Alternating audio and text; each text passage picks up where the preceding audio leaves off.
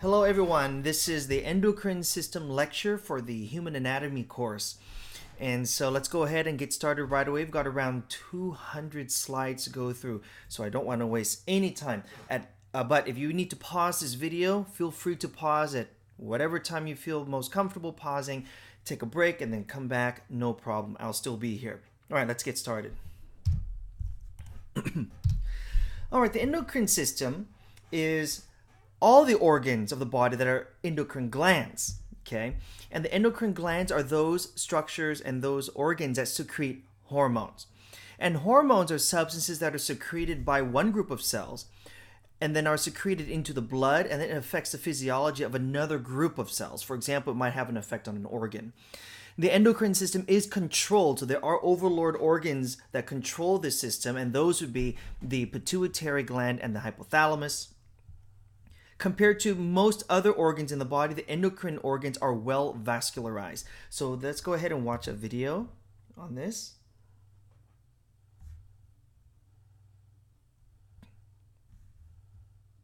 What I make goes towards the mortgage, the gas, the utilities. Approximately 30% of our income goes. The basic units of this system are special kinds of glands. Unlike other glands, endocrine glands secrete their products, called hormones, directly into the bloodstream.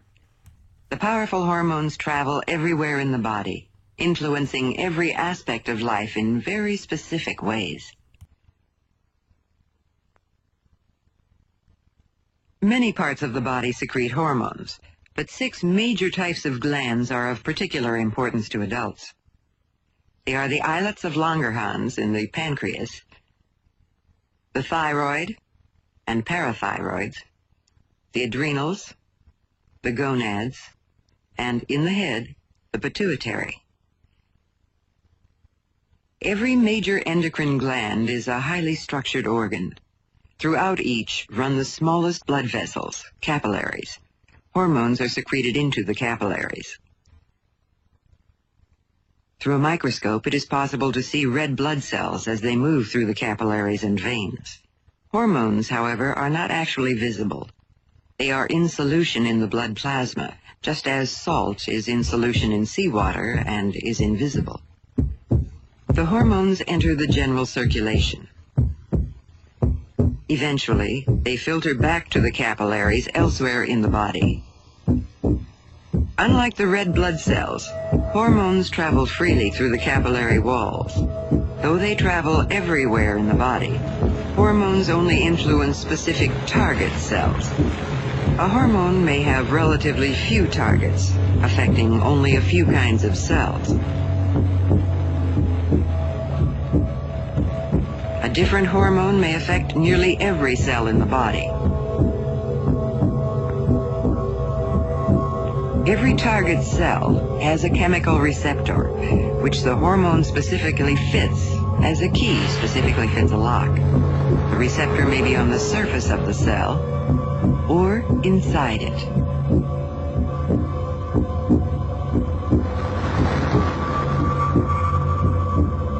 A cell that is not a target for a particular hormone has no receptors for it and is not affected by it.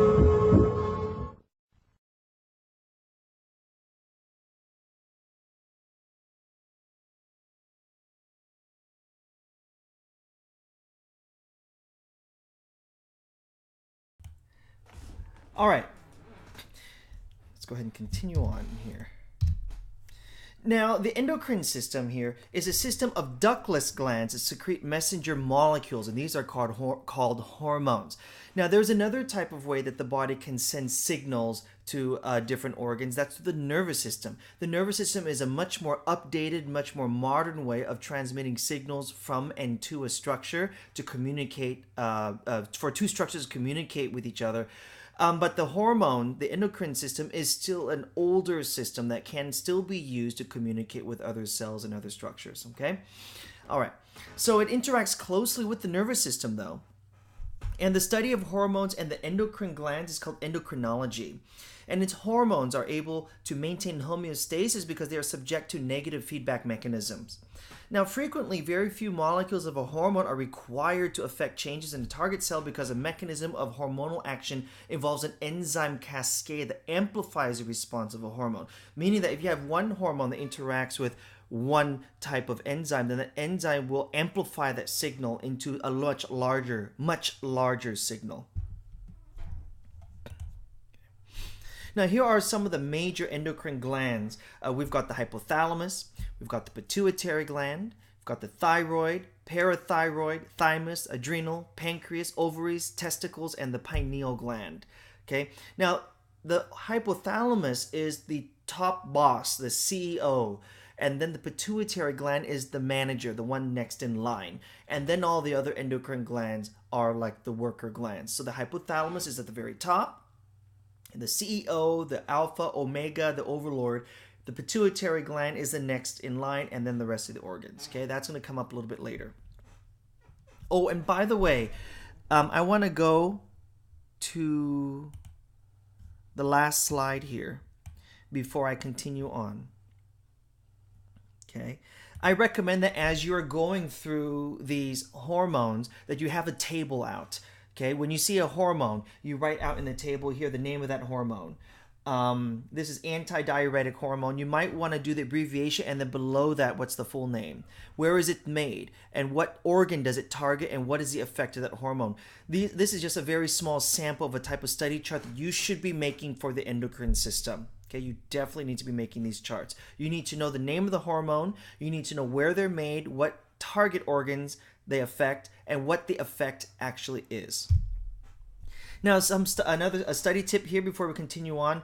You really want to learn the summary list first. Okay, the first 2 pages of the notes, and before you tackle the flashcards. For example, here's a sample question on my exam: what hormones are antagonistic to insulin? Okay, is it growth hormone? Is it cortisol? Is it epinephrine? This is something that you will, a type of sample question that could pop up. Okay, all right. Let's go back to where we were. All right. Now, the endocrine organs are scattered throughout the entire body. Now, there are very few pure endocrine organs, which are solely dedicated to producing hormones. And these organs are the pituitary, the pineal, the thyroid, parathyroid, and the adrenal glands. Now, however, other organs in the body, which happen to be part of other organ systems, contain endocrine-like cells. For example, the pancreas. Okay, it secretes out digestive juices, but at the same time, they also contain endocrine cells that releases out hormones. The thymus gland, the gonads, clearly, right? The testicles and the ovaries. We know what they do. We know that the testicles create sperm cells. We know that the ovaries create egg cells, but they can also produce hormones on top of creating gametes. Okay, and so the ovaries and testicles and many of these other organs are kind of they kind of have a dual or quadruple or many functions. They are intertwined with other organ systems, as well as the hypothalamus. And now, because these organs are releasing out hormones into the bloodstream, it makes sense to have a vascularized vascularization around those organs, so that the hormones can get emptied into that bloodstream and then can circulate through systemic circulation to their target organs. Here's a nice diagram showing you the different endocrine organs and organs here and glands. Got the pineal gland, hypothalamus, and the pituitary gland there.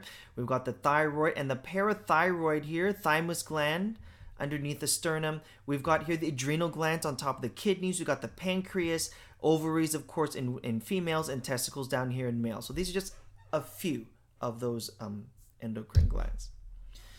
Now, it is a series of glands. A system is a series of glands that releases a hormone into the plasma of the blood, where it is dissolved and then transported through the entire body within around 60 seconds. Now, every cell is exposed to the hormone, but it depends on what the cell has on its cell membrane or maybe inside of the cell. If it's got a receptor for it, okay, then it will respond to the hormone. It's very much like out there in the outside, you've got TV signals all over the place. But if the home doesn't have an antenna or doesn't have a receiver, no matter how many signals are out there in the air, the home is not going to get the TV signal. Does that make sense? And so that's the same thing here for cells. A hormone is flooded in the entire circulatory system, but it depends on the cell. If the cell has the receptor for that particular hormone, then it will respond to it. Okay? All right. For a cell to be able to respond to a hormone, the cell must have a functional hormone receptor. And a cell that responds will do so in various ways. The cells in the heart, pancreas, and brain respond to epinephrine differently, though. Okay, so we have one hormone, but it could have multiple results depending on what organ it is targeting. Okay, one thing that always happens is that the cell will change its physiology in response to the hormone. It's going to do something. What it does depends, but it will eventually do something. Now, hormones can be synergistic. That means that the two hormones come together to help each other out. For example, aldosterone, an antidiuretic hormone, both help increase the volume of fluid in the blood in order to raise blood pressure. Other hormones, they work against each other, and these are known as antagonists. For example, the atrial natriuretic peptide, ANP, which is produced by the heart cells, is released when you have high blood pressure, and it causes the kidneys to secrete more water so the blood pressure can decrease. And that's the opposite function of ADH, which makes you want to urinate less. Okay? Now, some hormones are permissive. You need one in order for a second one to do its job well. For example, the thyroid hormone is permissive to the growth hormone. The growth hormone will not activate unless the thyroid hormone is there. Okay, the growth hormone might be circulating in the blood, but if it doesn't connect with the thyroid hormone, it's not going to do anything. Okay, not having enough thyroid hormone can cause stunted growth, even if the growth hormone is present in your system. Okay, so you need that thyroid hormone. All right, so these are the basic hormone actions. Hormones are made by the gland cells and could possibly be stored in those glands and then eventually released when the body needs it. It circulates through the entire body's vasculature system, the circulatory system, as well as their fluids. It influences only the specific tissues, those target cells that have a receptor for that particular type of hormone. A hormone can have different effects on different target cells, as I've mentioned earlier. And it depends on the receptor. Now, some hormones are permissive for the actions of another. For example, thyroid hormone and the growth hormone. And the ultimate goal of these hormones is to alter the cell activity by altering the protein activity in that target cell. Now, what would happen? And here's a very nice example. You can see the hormones are circulating here through the circulatory system. As you can see, the hormones are being released out, and it eventually gets to their target cell. So we have here some endocrine cells in the image, and then they are releasing out said hormone into the bloodstream, and then eventually they get to their target destination, where these cells have receptors, for example, on their membrane. And if those hormones fit into that receptor, it will cause a physiological response. Again, what type of response will depend on the type of cell it is. Okay. Now, what would happen if there was a defect in the hormone receptor? Well, if something's wrong with the receptor, it's not going to cause a response, right? The hormone might be fine, but it doesn't mean it's going to work. Same thing with this TV signals I mentioned a few moments ago. You could have tons of TV signals out there in the environment, but if the satellite dish or the dish that receives it is broken or it's mutilated or something's wrong with it, it's not going to respond very well, right? Or it might not even pick up a signal at all if it's broken. So hormones act like the same thing. All right, now the target cell is only a target cell if it has a functional receptor to it, and receptors are made up of protein. Just the same way as the TV signals. If you've got the right antenna and the right receiver for it, you will pick up those signals. But if you don't, if it doesn't work or you don't have it, you're not going to get that signal. Okay. Receptors are protein, which can be inside the cell or it's on its membrane. Now, what would happen if there were a genetic defect in the DNA code for that receptor? Same thing. You have a genetic defect, it causes the protein receptor to become faulty and bad, so it won't work. Okay, same thing if you break it, if you bend it, something goes wrong, it's not going to function properly. It might function, there's a possibility that it could respond, but likely when it does respond, it's a much reduced response or an impeded response, not a full response. Okay.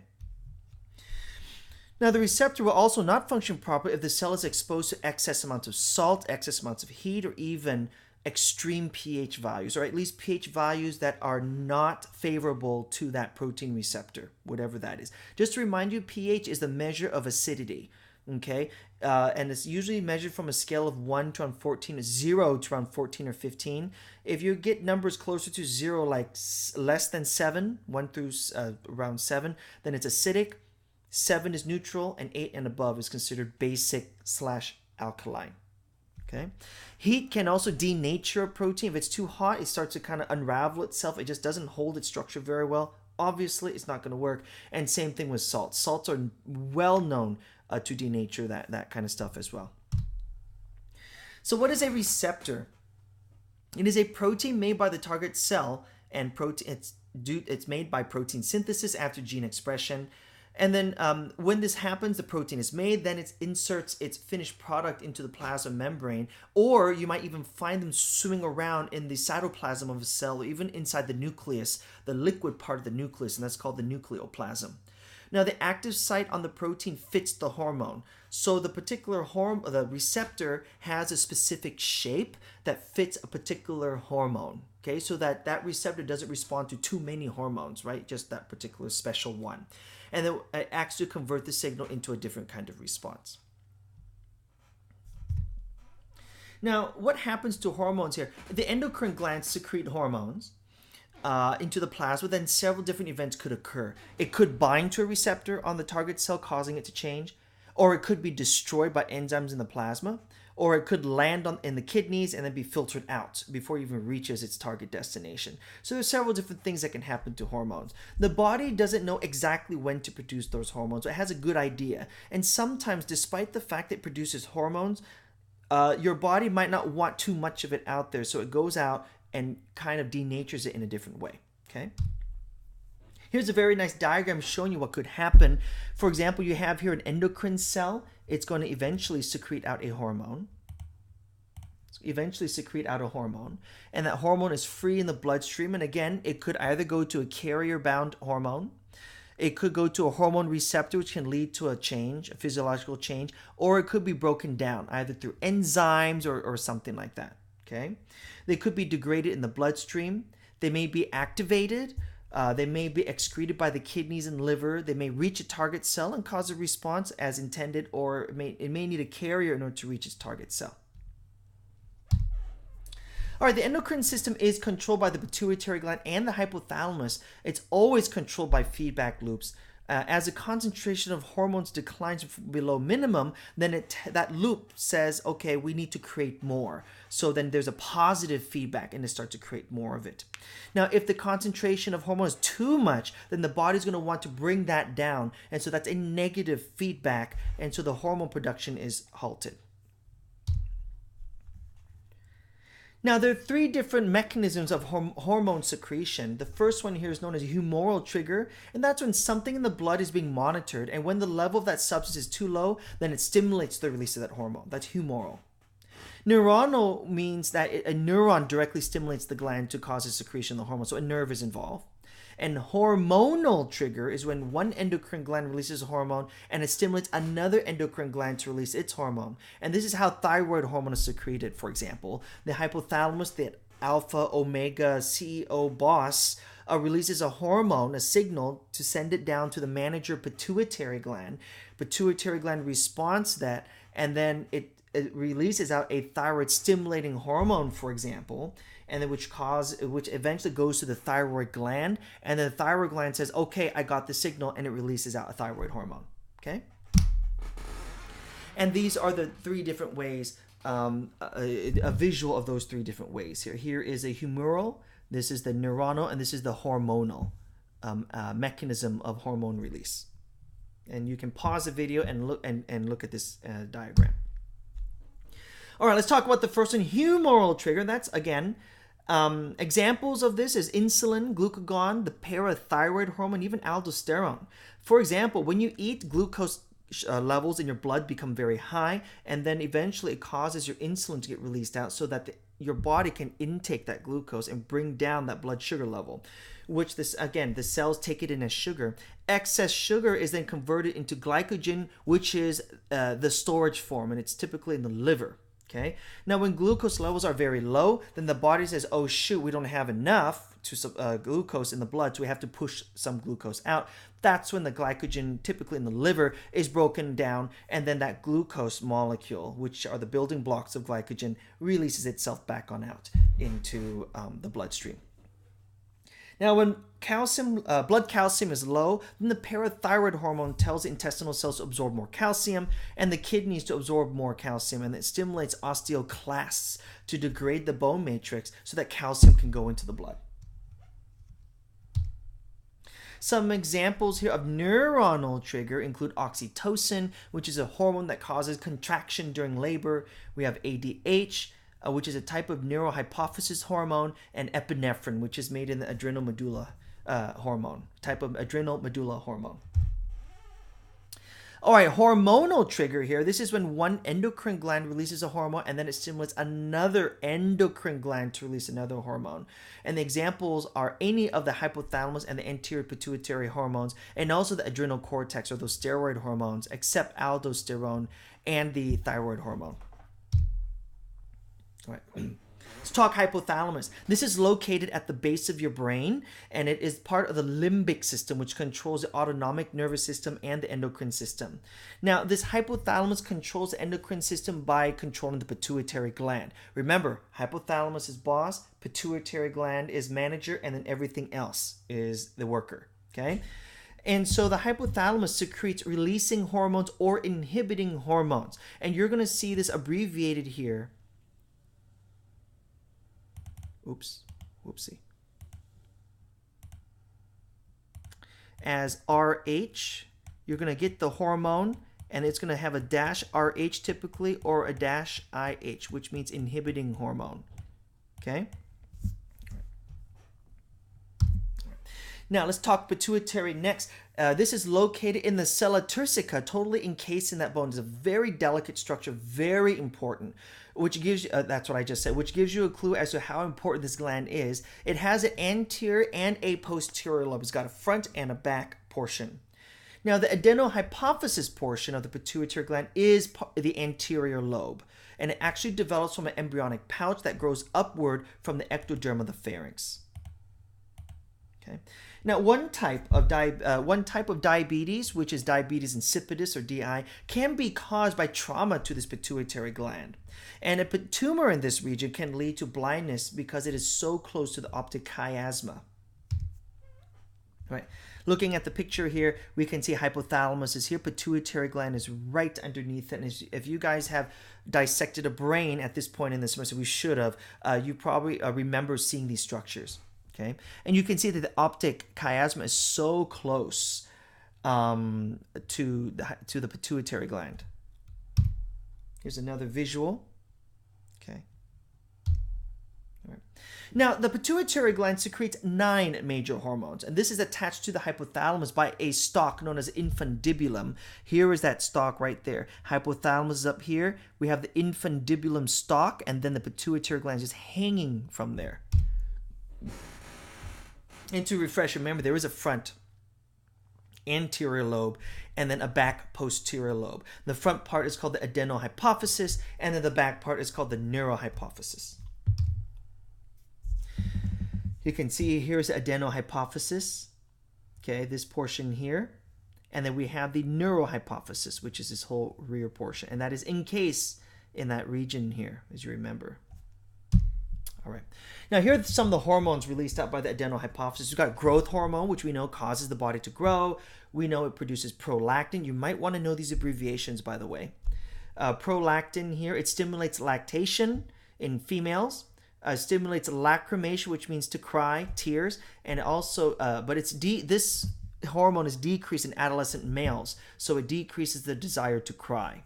Okay. So men, we don't have as much prolactin. We don't really need it to lactate, and so therefore we really don't need it to cry either. Although men do cry, Okay, they just don't cry in front of you. All right. The thyroid stimulating hormone, TSH, here causes the thyroid gland to release the thyroid hormone.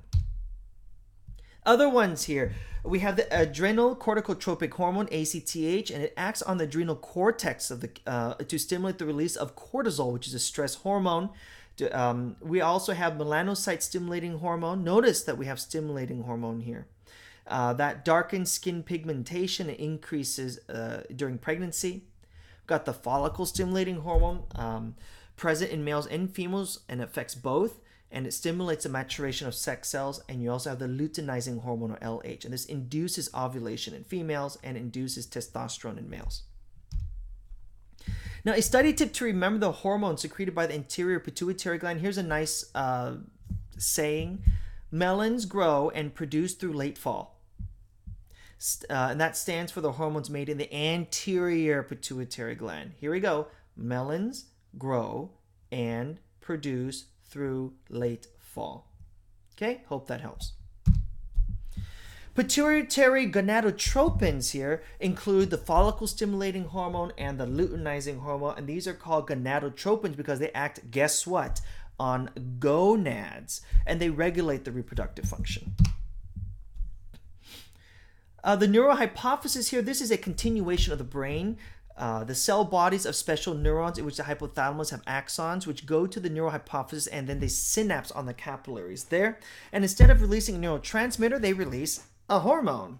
Okay, we've got here oxytocin, which is really heavily involved during childbirth. It causes the contraction of the uterus to push the baby out.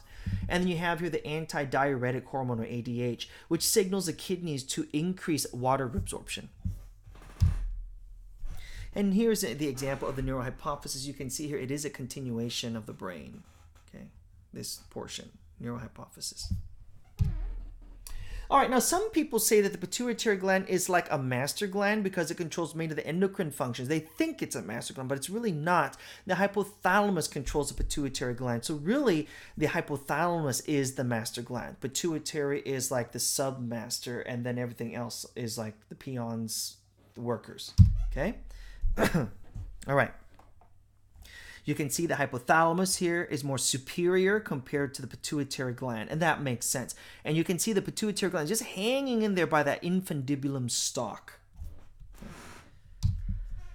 All right, now the hypothalamus produces hormones which affect the anterior pituitary gland. For example, it produces, listen to this very carefully. Remember, hypothalamus is the overlord gland. It produces the thyroid stimulating hormone, releasing hormone. Okay, so it has that RH at the end. And this hormone, TSH-RH, causes the adenohypophysis to secrete out thyroid stimulating hormone. Okay, and then eventually the thyroid stimulating hormone will get released out by the pituitary gland, and then it causes the thyroid gland to release out thyroid hormone. Okay, so the thyroid stimulating hormone is also produced in the thyroid stimulating hormone inhibiting hormone is also produced by the hypothalamus. Notice here we have that IH. And it causes the adenohypophysis to stop secreting thyroid stimulating hormone, so the thyroid gland stops secreting that thyroid hormone. The hypothalamus affects the anterior pituitary gland, and that's pretty much about it. By the way, just to let you guys know how late it is, it's almost 3 o'clock in the morning, and I plan on finishing this lecture. Okay, I have an anatomy class at 1 o'clock the next day, and so I think I'll be able to get a couple hours of sleep after doing this and be energized for lecture. And then I also have voice rehearsal in the evening, singing rehearsal, and choir, so hopefully I'll be energized for all of that next day. All right, now some hypothalamus hormones here. In the hypothalamus, we have your growth hormone releasing hormone. We've got here the prolactin releasing hormone. We have the thyroid stimulating hormone releasing hormone. We've got the adenocorticotropic hormone releasing hormone, and so on and so forth. You can see the pattern here. Typically has the suffix RH at the end of it. Okay, releasing hormone. Here are some of the other hypothalamus hormones. We've got the growth hormone inhibiting hormone, prolactin, inhibiting hormone, thyroid stimulating hormone, inhibiting hormone. By now, I'm pretty sure you're repeating after me, right? So you can see the pattern here. So typically, if you see the letters IH or RH, you can pretty much be sure that that is produced by the hypothalamus, okay? All right. Let's talk about some pituitary disorders. One is diabetes insipidus, which is not as commonly known compared to diabetes mellitus, okay? And this is when a person is super water thirsty. Reason why? They don't get enough anti-diuretic hormone, which is a type of diuretic that takes out excess fluids from the body. Okay, an anti-diuretic keeps the water inside in the body, so that's what an anti-diuretic hormone does. I'm sorry, I misspoke. The ADH is an anti-diuretic hormone, but the word diuretic means it takes out excess fluid from the body. Okay. So therefore, if you put in an anti-diuretic, it prevents your body from releasing that excess fluid, so it retains it in. Okay. Now, because they lack anti-diuretic hormone, the person urinates very frequently, and the medical term for that is polyuria. And so they are thirsty and they drink tons of water, and the medical term for drinking tons of water is polydipsia. But their blood glucose levels are typically normal. The synthetic form of ADH is vasopressin, which is a type of med, and this is used to raise low blood pressure.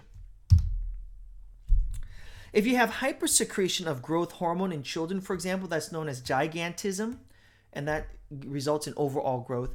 But if it is found in adults, hypersecretion of that growth hormone in adults, that is leads to acromegaly, where the person has enlarged extremities like hands and feet, chin, nose, forehead, and even the tongue. Now, if there is a low secretion, a hyposecretion of that growth hormone, then it results in pituitary dwarfism. The proportions are normal, but the overall size is very small. All right. Now, the growth hormone, as we mentioned earlier, needs the thyroid hormone in order to function properly. The growth hormone stimulates all the cells in the body to increase protein synthesis, fat utilization, and gluconeogenesis. Now, gigantism is the result of excess growth hormone during pre-puberty and acromegaly, and is the result of excess growth hormones after those growth plates have closed. So after puberty is after the growth plates have closed. The genetic determination of a person's height has multiple genes involved. So parents might be tall, but somehow they have short kids. And for those of you guys who have taken a non-majors biology class, there's a theme that's discussed in evolution and ecology portions of the class, where just because you have a one parent with awesome traits, another parent with awesome traits. Let me move this webcam down a little bit. Just because you got one parent with awesome traits and another parent with awesome traits, sometimes the kid that pops out was like, what the heck happened to you? Okay, that can happen. We hope that when two parents who have awesome traits come together, the children will inherit all of those awesome traits. But we all know that not to be true, okay? That's the hope, but it doesn't mean that that's true. I have seen a number of people where just based on looks alone, okay? Just based on looks alone, where you look at the two parents, they look awesome. They're like, hey, they look like a great couple. And then the kid is like, whoa, okay, whoa. Sometimes you even get the opposite. You got two parents like, whoa, how, it's like, I can understand why you two got together. But then the kid comes out, it's like, it's like the ugly duckling turning into a swan, right? The kid looks awesome. So that can definitely happen, okay? Now, the genetic determination of a person's height has multiple genes involved. So parents might be tall and have smaller children. There are no rules to predict it. A child may also be small due to a defect in the placenta, blocking nutrients during development. So it could be things outside of genetics. It could be something physical. It could be something related to the environment that can cause those defects. Here's an example. This is Robert Wadlow. He's 8'11", and you can see everyone else here. Sandy Allen was 7'7". Here's another one.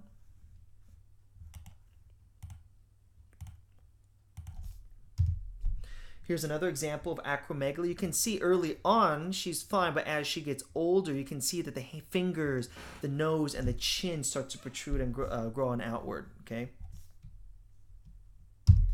Another image example here, you can see, right? Massive tongue here, chin. It looks like Lurch from the Addams Family, right? Here's another one.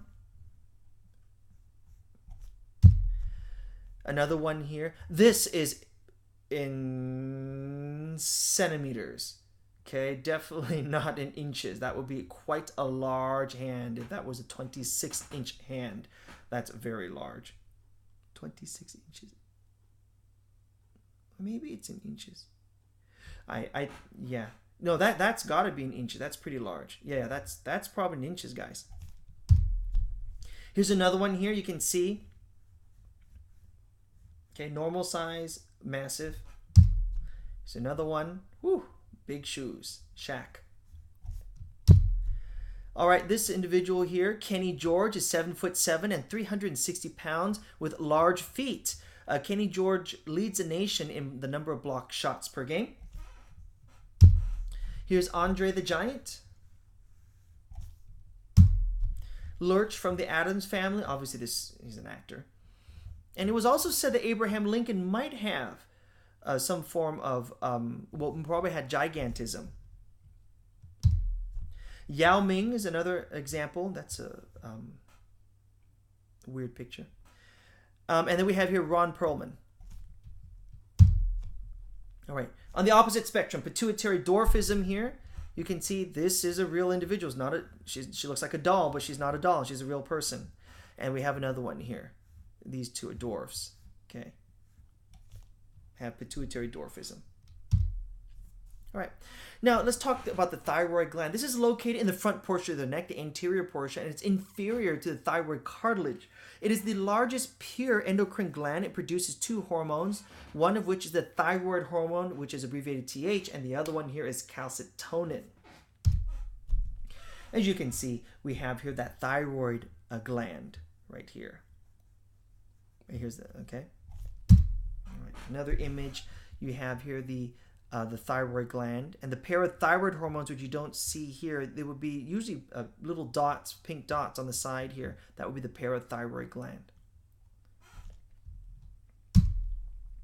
All right, the thyroid gland here releases out thyroid hormone, and it acts on most cells of the body, and it increases metabolic rate, and is controlled by hormonal mechanisms.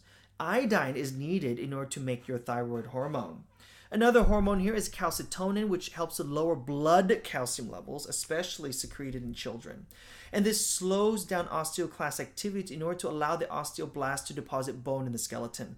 But in order to do so, vitamin D is needed, and that's synthesized and secreted by the skin, dermis. Now, the functional unit of the thyroid gland is a thyroid follicle. And the cells making up the perimeter of the follicles are called the follicular cells. And they make and secrete the light purple liquid within the follicle. And these are called colloids. And it is water filled with a lot of protein called thyroglobulin, which is made by the follicular cells.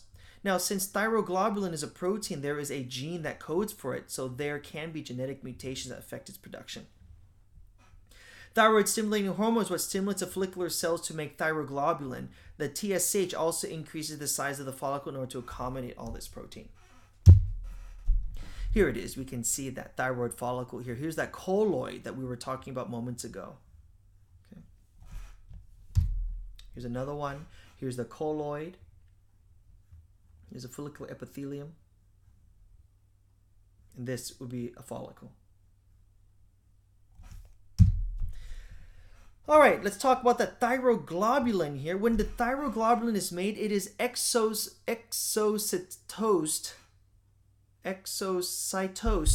and stored outside of the cell. Exocytosis is a natural cellular process that pushes things outside of the cell. Okay? And then into the colloid of the follicle. It's like kids leaving the house through the patio door and then jumping to the swimming pool in the backyard. As it moves across the cell membrane, a peroxidase enzyme attaches iodine to the tyrosine amino acid residue portions of the thyroglobulin, and that process is called iodination. Now, the peroxidase enzyme is like a lifeguard putting the safety floaters on the arms and legs of each kid as they leave the house and before the kids jump into the pool. The safety floaters are the iodine themselves, and this is the only place in the body that iodine is actually used. And here's a nice image of a bottle of iodine.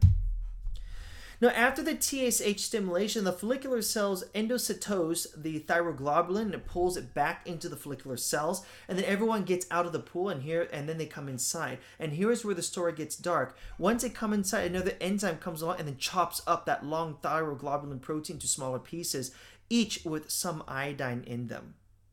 Okay, so you can see we have here in the colloid that thyroglobulin, iodinized, and then they endocytosed inside that. If I said exocytose, I mean endocytose. They come into the cell, and then we have here an organelle. This is known as a lysosome. It contains tons of enzymes in it. They connect with this protein, and then they break them down, and eventually those products get released out into systemic circulation. Now, if a segment has 2 iodines, it's called a T2. If they've got 3 iodines, called T3, and that the technical name for that would be triiodothyronine. And if it's got 4 iodines, it's called T4. That's thyroxine.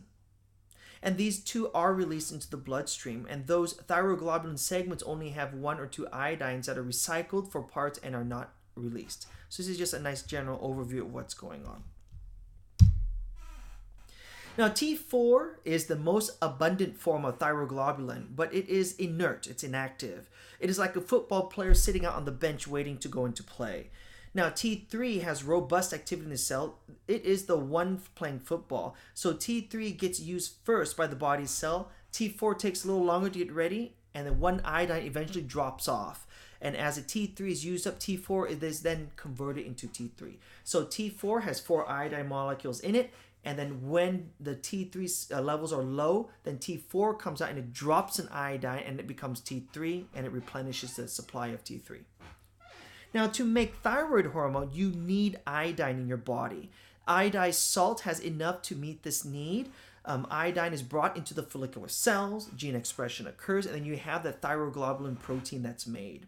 Now, without enough iodine in your diet, then the thyroid hormone can't be made. No matter how much thyroid stimulating hormone is there, it still won't be made. So it's very much like you being at home saying, I'm hungry, let's go get steak, or let's eat a hamburger. Like, how about that? Let's eat a hamburger. But if you don't have the hamburger bun, you don't have the patties, you don't have the lettuce, you don't have the ingredients at the house, no matter how many times you say, let's make a hamburger, you still can't make a hamburger. Okay? All right, the thyroid gland here, we have the thyroid follicles. These are hollow structures surrounded by follicular and parafollicular cells. And these produce, of course, the thyroglobulin. The building blocks of the thyroid hormone here chemically attaches iodine to tyrosine. And in the plasma, the thyroid hormone needs a carrier molecule or it will be cleared from the body. So tyrosine is a type of bulky amino acid that contains a large benzyl ring, which is not quite important here. All right. Thyroid hormone synthesis and secretion.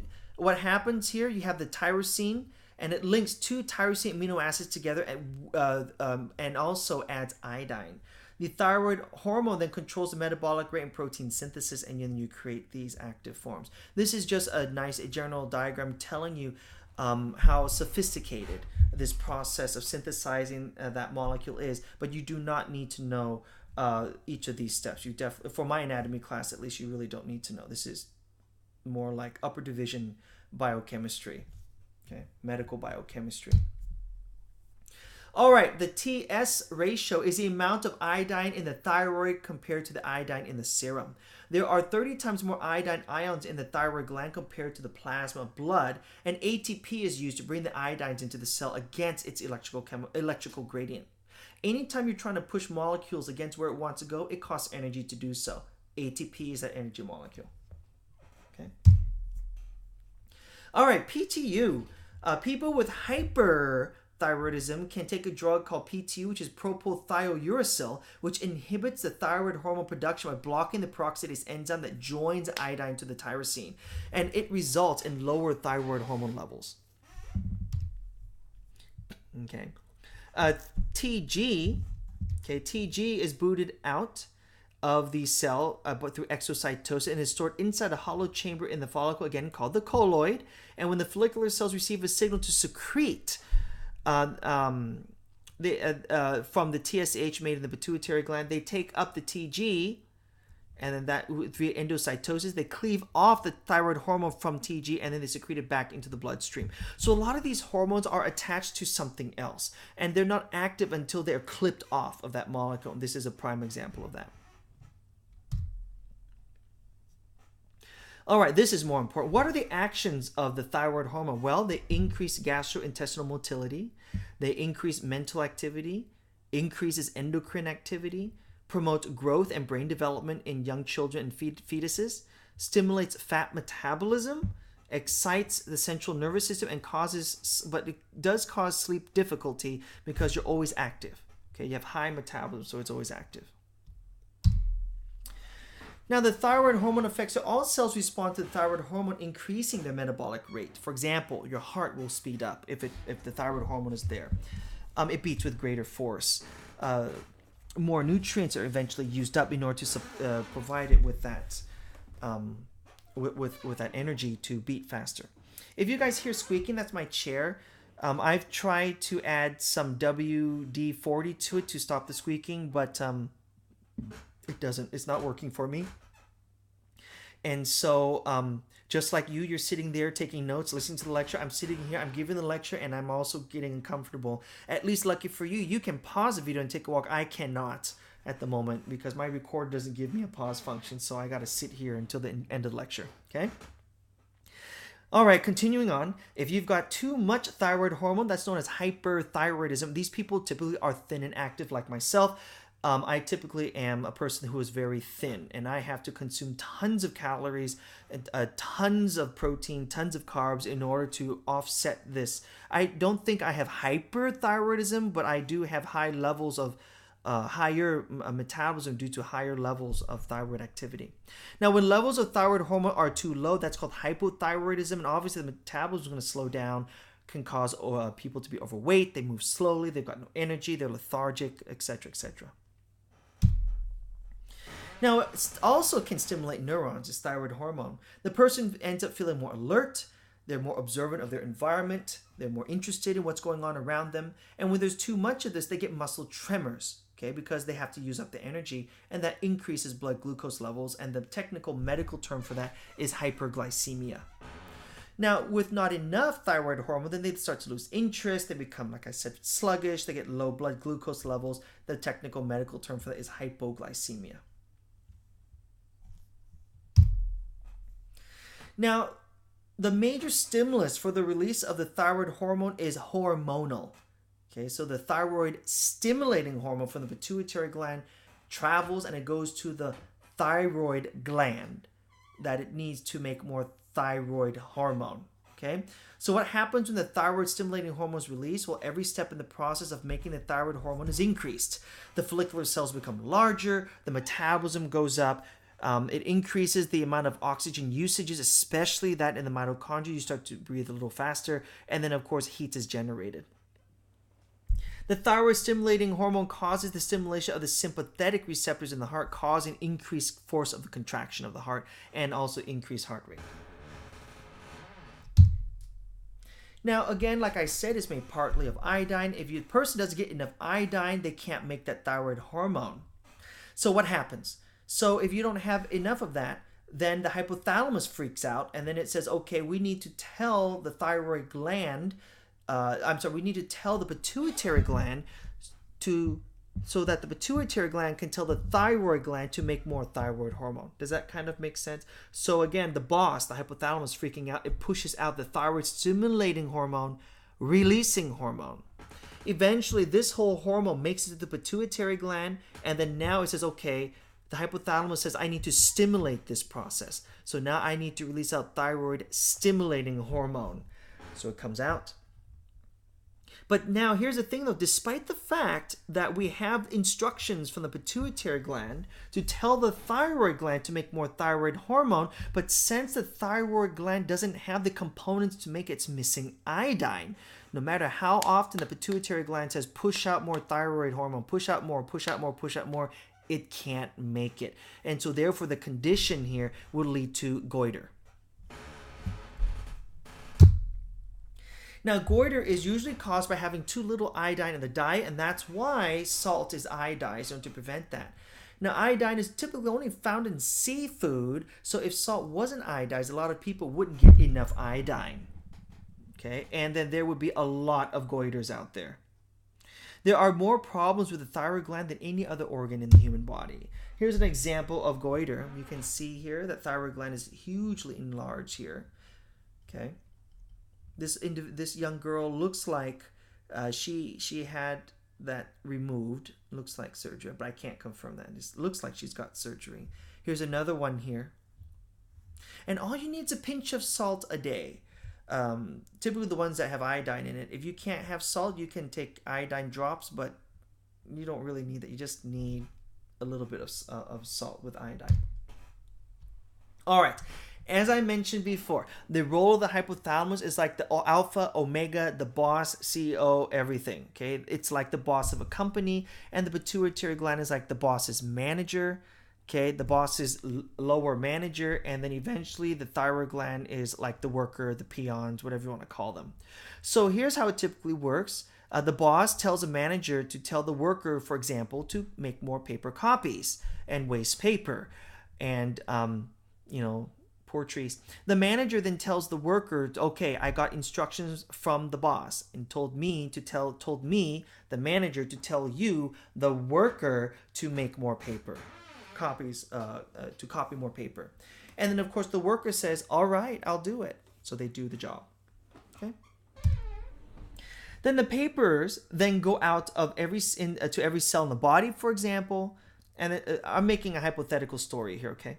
Some of the papers then land on the desk of the boss, and when his desk is covered with papers, i.e. the hypothalamus, he tells the manager, hey, you know what, there's too much paper now, I can't handle this.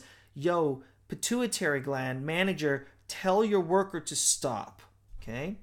If not enough papers are on his desk, he starts to freak out and say, okay, we kind of need more, I need more. So then he tells the manager to keep sending out the order for more papers, and he never talks to the worker directly. He always goes to the manager, and then the manager tells the workers. And so that's kind of how the hypothalamus, the pituitary gland, and all the other endocrine glands function and work together. That's their hierarchy. All right, so this is what happens in the body. Okay. So you can see this very nice visual. We've got the hypothalamus, we've got the pituitary gland, and then we have the thyroid gland. So here we have boss, manager, and worker. So if we don't have enough thyroid hormone that's being produced, then the boss says, all right, we need to make more thyroid hormone. So it releases out the signal, thyroid stimulating hormone, releasing hormone. That gets sent to the pituitary. Pituitary gland says, oh, we've got the instructions. All right, time to release out the thyroid stimulating hormone. Why? Because the thyroid stimulating hormone stimulates the thyroid. Ha ha ha. Okay, so TSH is released out. It goes to the thyroid gland. And then the thyroid gets those instructions. All right, time to push out that thyroid hormone. Okay. Now, when the thyroid hormone is released, it will circulate through the entire body, of course, causing the metabolism to increase in those cells. Now, some of the thyroid hormone will bind to receptor in the hypothalamus, so it's like the paper is going back to the boss's desk. And then the hypothalamus knows that whether there's enough thyroid hormone. In this example, let's say that there is enough. So what happens is the boss says, okay, we've got enough. Tell the pituitary gland to release out an inhibiting hormone, and then it inhibits the thyroid hormone. Okay, so it tells it to stop. That's called negative feedback. Now, until the receptors in the hypothalamus are bound with the resulting thyroid hormone, the hypothalamus is not satisfied that there is enough thyroid hormone present. Okay. Now, what if the hypothalamus released its signal and the thyroid released too much of its hormone? Well, then the hypothalamus will stop secreting the releasing hormone. This is a negative feedback signal. When very few thyroid hormone receptors are bound on the hypothalamus, it will keep releasing its hormone. When its thyroid receptors are saturated, and that will eventually stop, and this is still a hormonal mechanism of release, not a humoral. Okay. All right. So the presence of the thyroid hormone is what will stop the hypothalamus from wanting more. There's too much. That's negative feedback, and which is what most hormones have. Now, one hormone that uses positive feedback is luteinizing hormone. That's typically found in females, particularly in females. When the luteinizing hormone is released, it stimulates the release of more luteinizing hormone, and then more and more and more of it until it reaches a maximum level, and then the negative feedback kicks in. Okay. This hormone is the hormone that causes the fluid to rush into the follicles surrounding the woman's egg, and when enough fluid rushes in, the follicle pops like a balloon and then releases the egg during monthly ovulation. Now, two other examples of positive feedback are blood clotting and oxytocin for childbirth contractions. These are the only 3 instances where positive feedback is not unhealthy. Now, what if the gland disobeys the negative feedback? For example, the thyroid gland is impaired, say, by a tumor or an autoimmune disease. A thyroid tumor, autoimmune disease, might cause it to oversecrete or undersecrete. So let's start with an undersecreting thyroid tumor. What happens to the other hormone levels? Well, let's evaluate these hormone levels of each of the 3 glands in order of the arrows, and then we can figure out what's going on. Okay, let's do this. So what if you have a thyroid tumor? So here we've got a tumor, and it causes an undersecretion of the thyroid hormones. We don't have enough. So here's what happens. Well, now you have low levels of thyroid hormone. So that leads to hypothyroidism. But now, because you've got low levels of thyroid hormone, the hypothalamus freaks out. And so now it says we need more thyroid hormone. So it's going to push out that thyroid hormone, stimulating hormone, releasing hormone. Okay? Since only a few hypothalamus receptors are bound. And then eventually that goes to the pituitary gland. The pituitary gland gets instructions. And then it says, okay, time to release that more thyroid stimulating hormone. But regardless of its effort to release this TSH out, the thyroid hormone gland itself will not release out more thyroid hormone because in this example, it's got a tumor. Okay, so it's not going to respond. Now, what if you have a thyroid tumor that oversecretes? Okay, so we have a tumor in the thyroid gland. So now we have too high of thyroid hormone that leads to hyperthyroidism. Okay, so what happens? Well, now you've got way too much thyroid stimulating hormone, so the boss picks that up and says, we need to stop making more. So, and then it starts to reduce the amount of thyroid stimulating hormone, releasing hormone.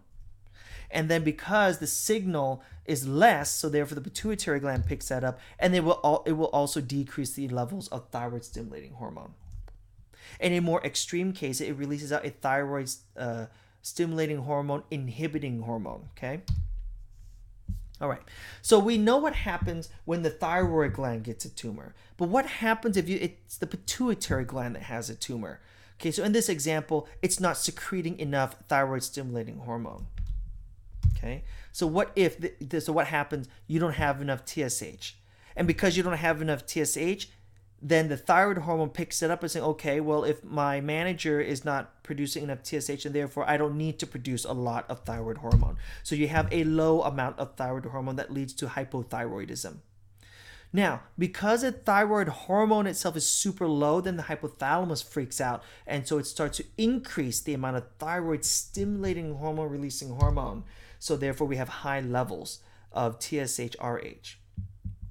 Now, note, if the problem is the TSH, then typically we don't bother injecting more TSH into it because eventually that only causes the thyroid hormone to want to release out more. So typically they just go straight to it. They just go and inject in thyroid hormone. Okay.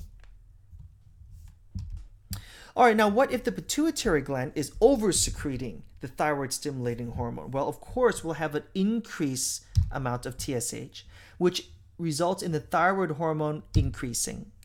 But because now we have too much thyroid hormone, the hypothalamus freaks out and says, okay, we need to bring that down. So it reduces the amount of thyroid stimulating hormone releasing hormone, TSHRH. Okay? You need to know these schematics.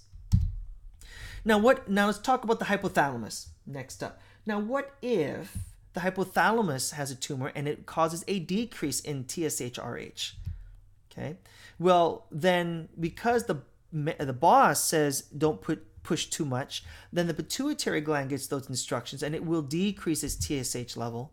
And then eventually the thyroid hormone is going to get that information, and then the thyroid gland itself will reduce the amount of thyroid hormone, which leads to hypothyroidism. Okay? What if it's over-secreting? Again, high levels here, higher levels in the pituitary, and higher levels of that thyroid hormone in the thyroid gland. Okay, I just kind of skimmed through that because I'm pretty sure you got the picture by now. All right, now the other hormonal cycles, here we have the adrenal cortex, which has the same cycle as the thyroid hormone. The hypothalamus secretes out the adenocorticotropic hormone, releasing hormone, and then the pituitary gland releases out the adenocorticotropic the adenocorticotropic hormone. And then instead of going, and then now the gland here is the adrenal cortex. Okay, and so that will secrete out that cortisol hormone. Okay. Same thing here. Okay, that is a schematic, and you can refer to the previous slide. What if there was a tumor in the adrenal cortex, tumor in the pituitary, tumor in the hypothalamus? You can kind of pick up that scheme now. All right, problems that can arise from thyroid issues. Goiter, we talked about that, due to too little iodine in the diet. Hyperthyroidism, an example is Graves' disease, and that's when hyperthyroidism is caused by an autoimmune disorder. And that can lead to nervousness, weight loss, sweating, and even rapid heart rate. Hypothyroidism can result from that, and that is, for example, Hashimoto's thyroiditis, and that's when the hypothyroidism is caused by an autoimmune disorder, and this decreases metabolism and can cause obesity. Here's an example of a patient with hyperthyroidism, again, most commonly caused by Graves' disease, an autoimmune disease. And signs of these include being very thin because of their excess metabolism, eyes that stick out now, that's known as exophthalmosis, and you can pretty much see the white sclera around the entire iris and pupil. Okay. Now there are two ways to treat hyperthyroidism. You can have the thyroid gland killed off by drinking radioactive iodine. It kills just the thyroid tissue because that's where it goes. As a result, the metabolic rate begins to slow down. You start to gain weight. They can't be around people for 5 days, or that they set off something known as a Geiger counter for months afterward. Then they start on artificial thyroxine, and then they need to figure out what their normal level is. Okay, it's because they don't have the thyroid gland, they have to supplement, so they have to make sure they get the right amount. Too much or too little can lead to those conditions we talked about moments ago. Now the other way, which is not as good, is to have the thyroid gland surgically removed. Okay, so however, the parathyroid glands are often damaged during the removal process of the surgery, so they often intentionally leave some thyroid tissue behind in hopes of leaving enough parathyroid glands there to continue on its function. But if too many of the parathyroid glands are removed, then the calcium level begins to go down, and the patient can go into cardiac arrest. And so now they need 2 hormones to supplement, to replace. Okay, and again, hypothyroidism can be caused by Hashimoto's thyroiditis, which is an autoimmune condition, a defective enzyme in the thyroid, iodine deficiency, and even an undersecreting tumor. Okay. Now, Hashimoto's thyroiditis is the adult form of hypothyroidism, which the antibodies of the adult attack and they destroy the thyroid tissue. You have low metabolic weight and weight gain, and these are common symptoms. You have myxedema, which is a non-pitting edema associated with hypothyroidism.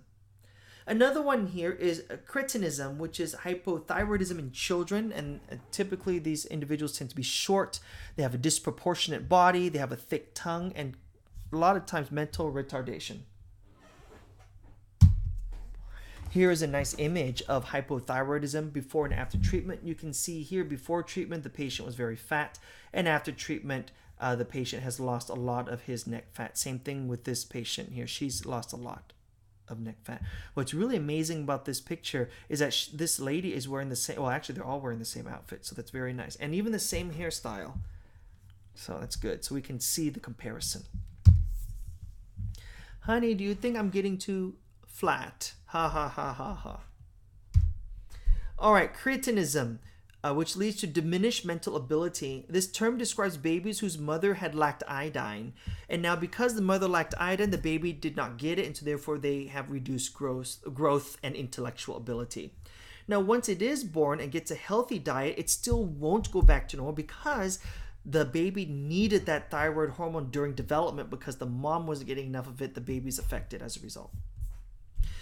And so therefore, typically it affects the myelination and the synaptic formation of nerves if they don't have that iodine. Congenital hypothyroidism, and that is a term for a baby whose thyroid gland is not working correctly. And the problem is only with the baby, not with the mom. Congenital means they're born with it. Congenital hypothyroidism and creatine babies have similar symptoms. The child will stay small because the growth hormones does not work without the thyroid hormone. And you really need to know the difference between cretinism and congenital hypothyroidism. Here's an example of a young child with cretinism. Okay. Patients with Hashimoto's hypothyroidism often are deficient in vitamin D. Here's a link. You can copy and paste that in your PowerPoint slides if you have them that you've downloaded. This is an active link, but not. This is a video, so it's not active here.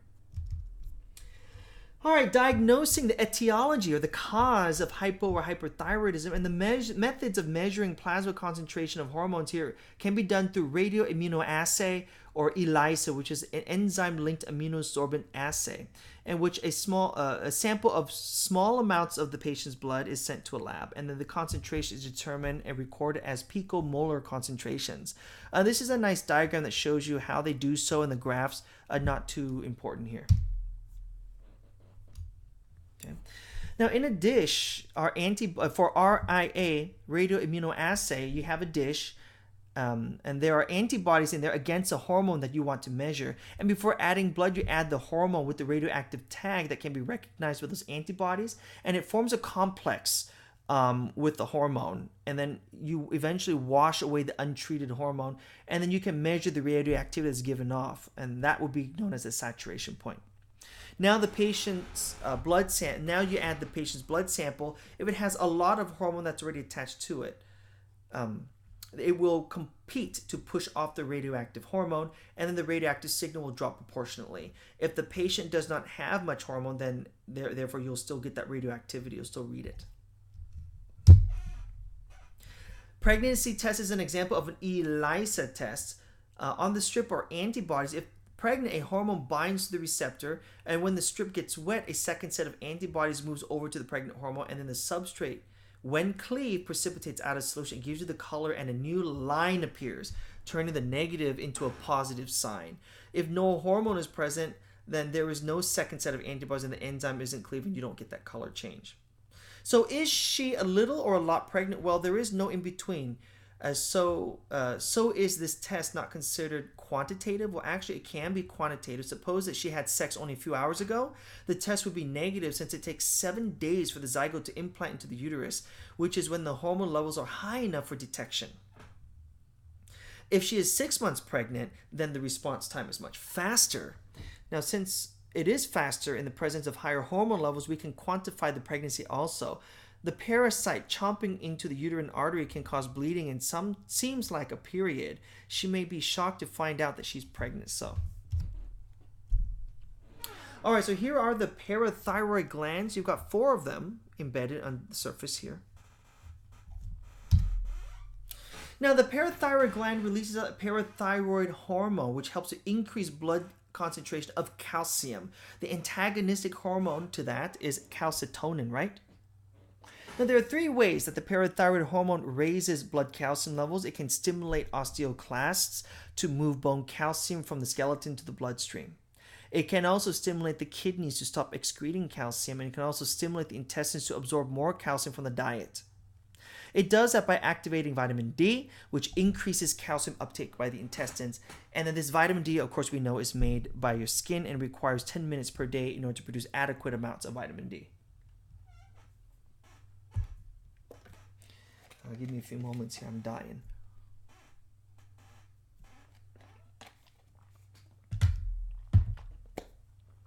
All right. So that's what I just said. The antagonistic hormone to the parathyroid hormone is calcitonin, which is produced by the thyroid gland and stimulates osteoblasts to take calcium from the blood and put it into bone.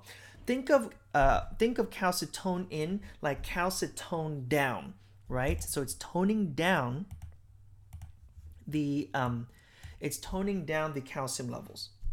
Now, the parathyroid hormone is released by humoral mechanism. If the blood calcium levels are low, then the parathyroid hormone is released. If it is high, then the parathyroid hormone stops being released out. All right, another one here is the thymus gland. And this is a gland that sits under the sternum on top of your heart. And it's like a nursery incubator for one type of white blood cells you remember from the immune system. That would be the T cell. And then these T cells, these type of white blood cells, go there in order to mature. And the thymus gland also produces hormones to help them mature in this process. It's mostly active in children under the age of 3, and then eventually it shrivels up in the adult form. Notice this, that it says most active in children under the age of 3.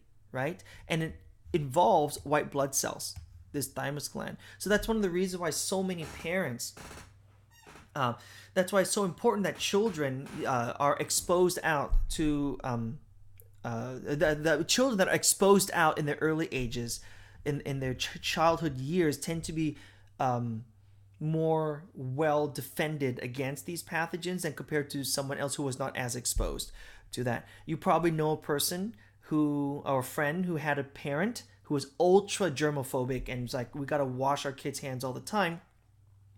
I mean, sounds great, but it doesn't allow the young baby to develop the antibodies against those pathogens.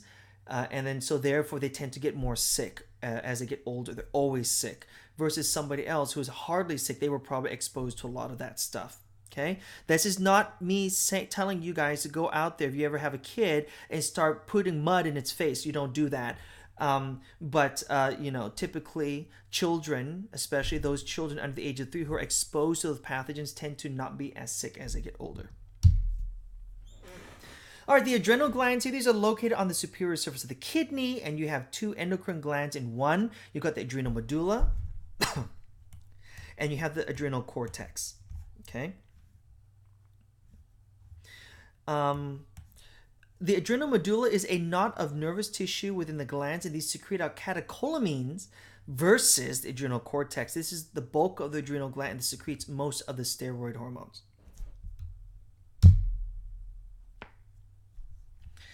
All right, the adrenal gland, to the mechanism of release. Both adrenal glands together weigh only 1 gram. So it's like a slice of cheese. And they use all 3 different types of hormonal mechanisms. The adrenal medulla uses neuronal mechanisms since it is an extension of the nervous system. If the cells there are detached, they will differentiate into a neuron. The adrenal cortex uses a hormonal mechanism, except the aldosterone hormone, which uses a humoral mechanism. Here it is. This is the adrenal gland. You can see this inner portion here is the medulla. Okay, and then the outer portion here, that will be the cortex.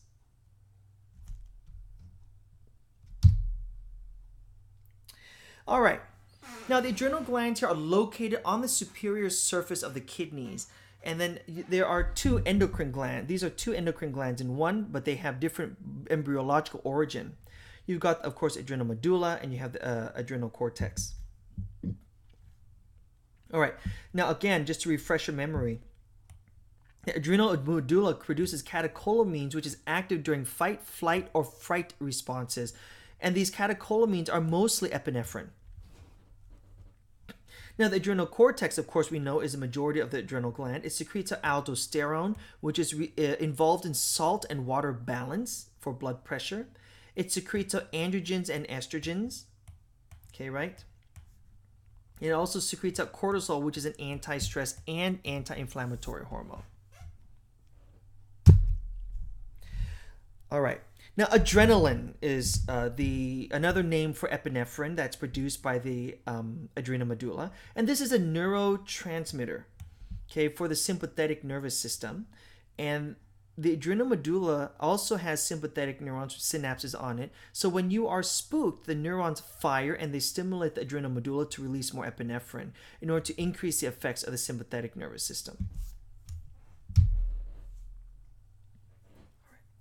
Now, the adrenal medulla releases that catecholamine, epinephrine, norepinephrine. And these catecholamines are released when the sympathetic nervous system is activated via fight or flight or fright response. And when you, for example, when you run into a predator, is that when you want the insulin to start taking glucose into the blood? Well, no, you want to keep it there so that the brain can get the glucose, because the brain needs to think of a way to get out of that dangerous situation, so it costs glucose to do so. Note this, that epinephrine is antagonistic to insulin. Okay? So cells that don't get the glucose during fight or flight break down fatty acids to get their ATP. These fatty acids will be taken to the liver for gluconeogenesis to elevate the depleted blood glucose levels. Glycogen will also be broken down to glucose to elevate the depleted blood glucose levels as well. Epinephrine has the same effect as the sympathetic nervous system. It helps to increase heart rate and force. Okay, blood pressure goes up, respiratory passages open, and of course you slow down your digestion.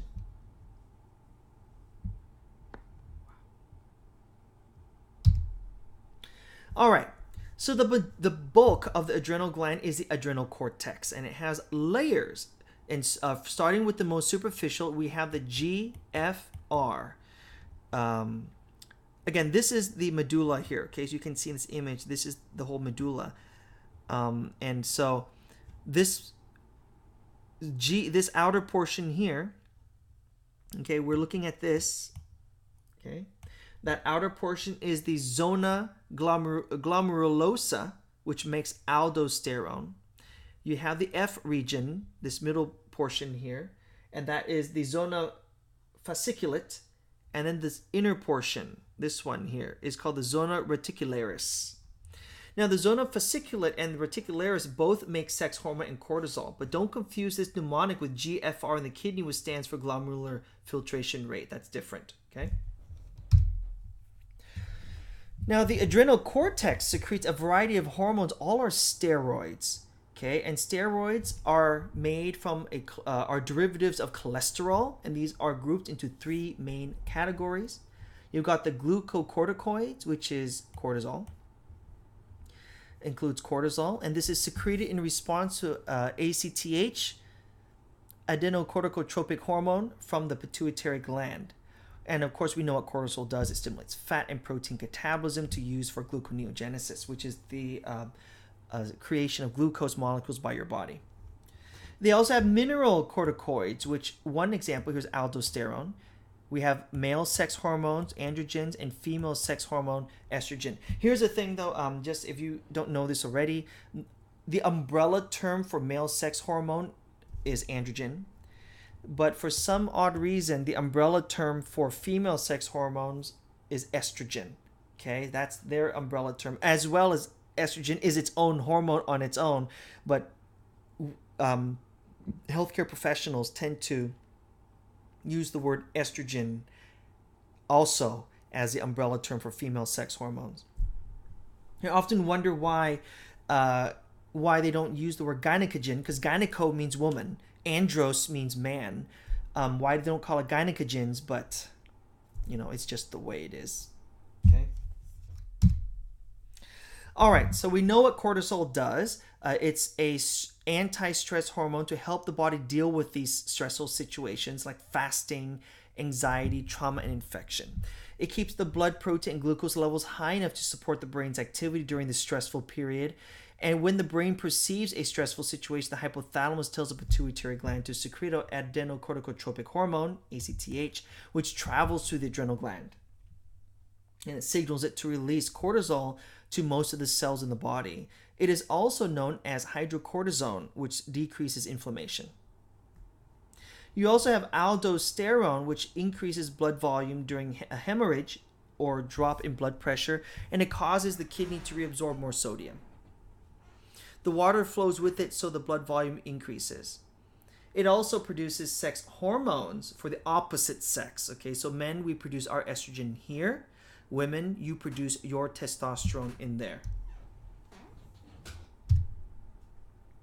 All right, this is the cortisol hormonal mechanism. This is very much the same way that we discussed in a previous slide. I will let you guys pause this video and read this up if you need to.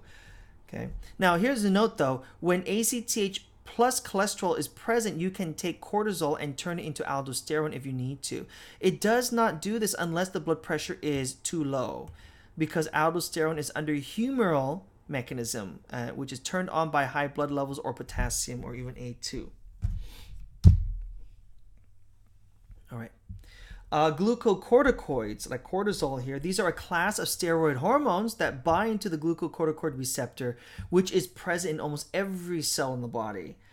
The name glucocorticoid comes from glucose, cortex, and steroid, and that derives from their role in the raising of blood glucose levels, their synthesis in the adrenal cortex, and their steroidal structure. And they suppress the immune system. They are anti-inflammatory. Cortisol, also known as hydrocortisone, is one of the most important glucocorticoids, and there are other ones, prednisolone, dexamethasone, and triamcinolone, which are also commonly used medications for as anti-inflammatories.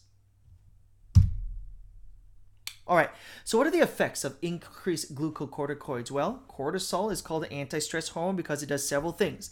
Here's what it does. Okay, it does several things. It stimulates protein and fat breakdown. Okay, the breakdown of products are then taken to the liver for gluconeogenesis. It inhibits glucose uptake by the body, but not in the brain. It elevates blood glucose levels, and it suppresses the immune system response. And that means that it is an anti-inflammatory agent. It is prescribed as a medicine to suppress inflammation and as well as the immune system.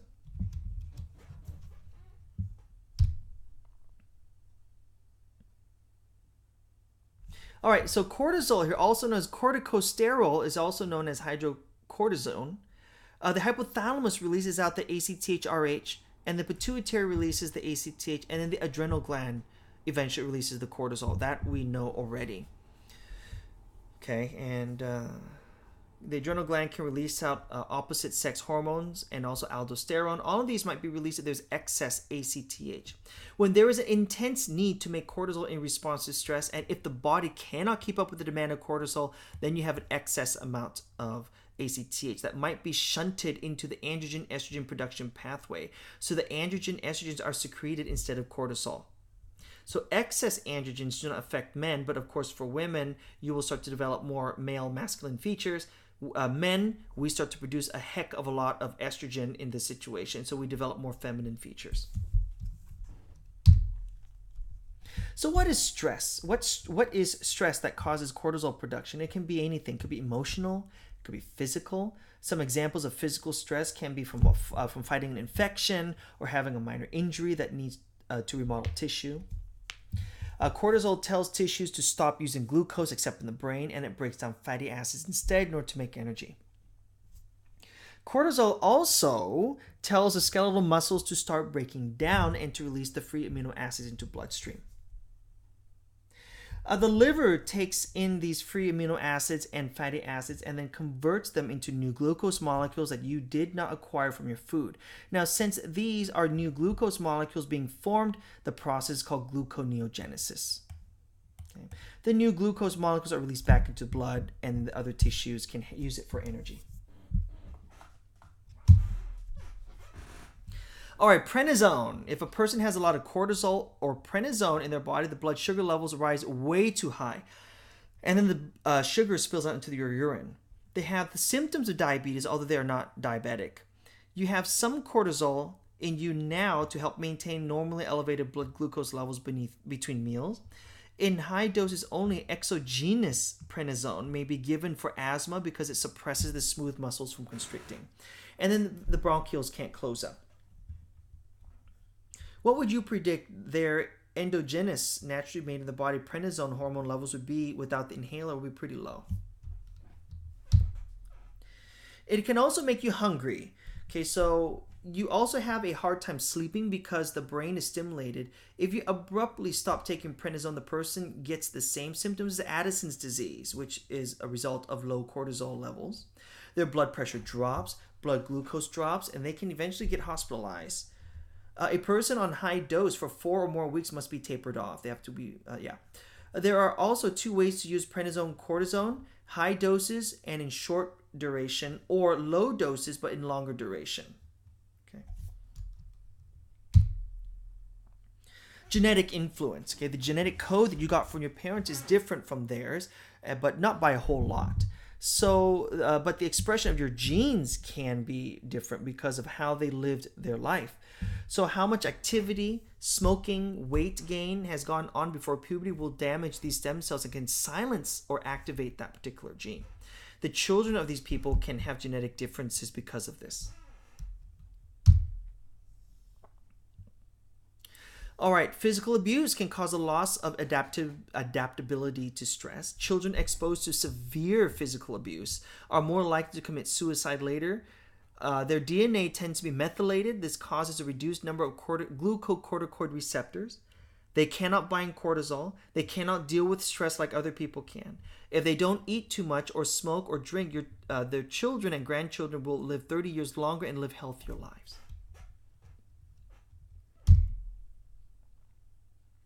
All right, aldosterone. This is a mineral corticoid and a salt that is a mineral. And this targets the cells of the kidney, increases the amount of salt and water that is being reabsorbed. It elevates blood pressure. Remember, the zona glomerulosa makes aldosterone, right? So it has a humoral release mechanism.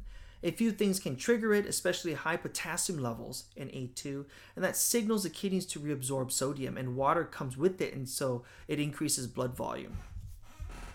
And how does it do so? Through osmosis.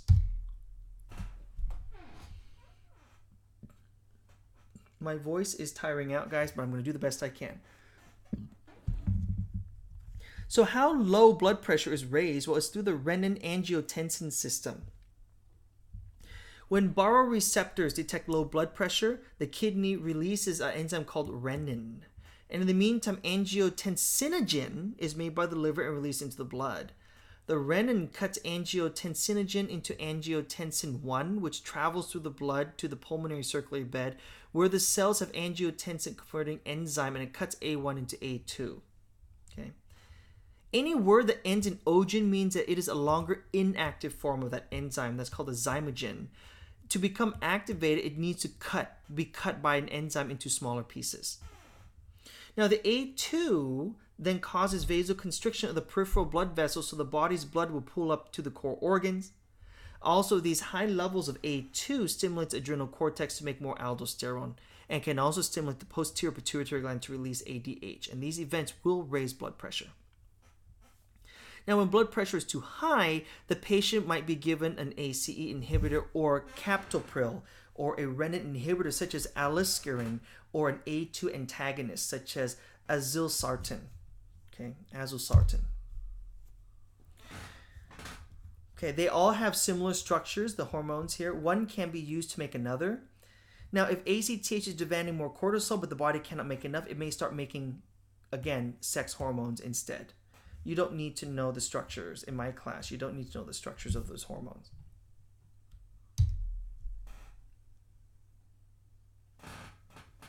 All right, so sex hormones, male and female.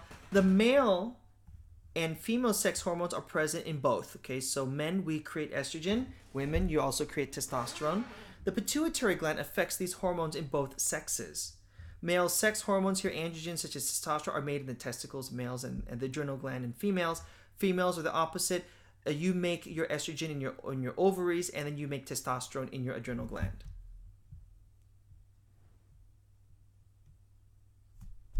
Okay, male sex hormones are made in the testicles of males and made in the adrenal gland of females. Female sex hormones are made in the ovaries of females and the adrenal gland of males. I think that's what I just said moments ago. Make sure that you get the correct one. All right, androgens here. These are called male sex hormones because they cause male secondary sexual characteristics such as facial hair, low voice. Okay. The main steroid secreted by the adrenal gland that makes sex hormones is called DHEA. Okay, and DHEA can be converted into testosterone or estrogen. Of course, large amounts of testosterone is made in the testicles in males. Small amounts are made in the adrenal cortex in males and females. If the adrenal cortex hypersecretes testosterone and other androgens, it won't impact a male, but again, because the testes already make a lot. However, in women, you have the hypersecretion of this will cause masculinization. You might result in getting facial hair or have a low voice.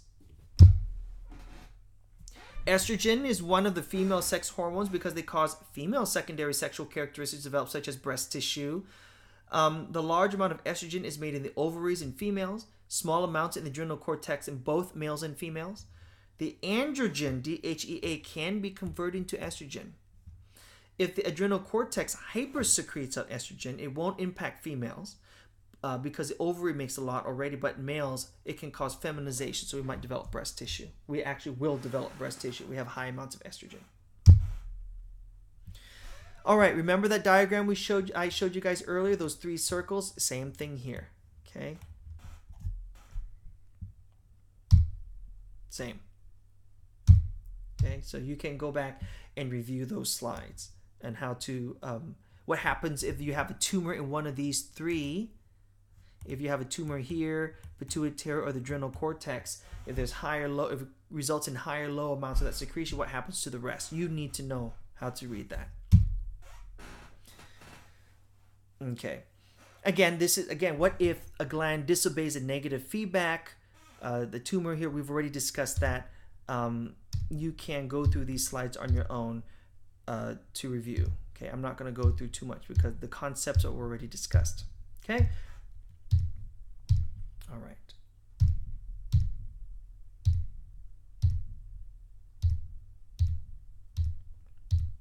All right, same thing. Everything the same.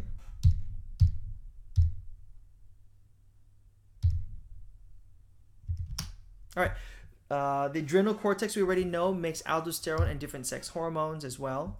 So this is kind of the schematic. We have the hypothalamus, pituitary gland, and the adrenal gland, and it sends signals out, and it can do multiple things here. Okay. All right.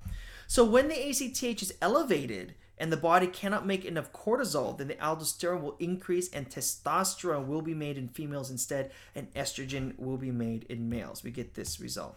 The person will have high blood glucose levels and also high blood pressure. And females start to develop facial hair, while males will develop breast tissue. Here's some disorders of the adrenal gland. We have Cushing's syndrome or disease. This is due to a hypersecretion of cortisol, high blood pressure, high blood glucose levels, features of the opposite sex, and a round moon face and a buffalo hump. Addison's disease is another one here due to hyposecretion of cortisol, low blood glucose levels, low blood pressure results from that, and you get hyperpigmentation.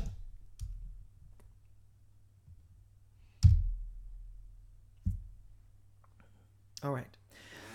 Excess amounts of ACTH caused only by the pituitary tumor. Okay, so the patient has excess cortisol, high blood pressure, high blood glucose, and too much aldosterone. More salt and water is reabsorbed by the kidneys, so the blood volume increases. In this disorder, the hypothalamus levels are low. Hypothalamus levels of ACTH, RH are low, and then the other hormone levels are high. Okay, because again, this is a pituitary tumor, so the pituitary will affect the gland itself. Okay, this is Cushing's disease. You really want to know if there is a case given like this. Okay, If I say that there is a tumor, ACTH oversecreting tumor or something, you should be able to connect this with a disease. Okay, this is Cushing's syndrome. You have high amounts of cortisol being made because there's a tumor here, and then therefore causes a hypothalamus pituitary. Hypothalamus to say we want to make lower amounts, sends to pituitary, but again, the adrenal gland's not going to respond. It's got a tumor. Excess cortisol secretion is another one here, but not caused by the pituitary gland. It could be caused by primary hyperadrenalism. That's when the adrenal gland is not working. You could have an adrenal tumor or even a tumor in the lungs that releases out this hormone. This is called an ectopic ACTH producing tumor. Now in Cushing's syndrome, all the adrenal cortical hormones like cortisol, androgens, and aldosterone are elevated, but the ACTH, RH, and ACTH levels are low. Here is an example here. We've got Cushing's disease. It's a pituitary tumor. You can see Cushing's syndrome here. These it's ectopic ACTH producing tumor in the lungs. We have side effects due to medical treatment that we don't know were they iatrogenic. We have primary hyperadrenalism, over-secreting adrenal tumor. All the adrenocortical hormones are elevated. And you have the adrenogenital syndrome. Okay, so the signs and symptoms here are buffalo hump, a moon face, muscle loss and weakness, thin skin with striae, hyperglycemia, and immune suppression.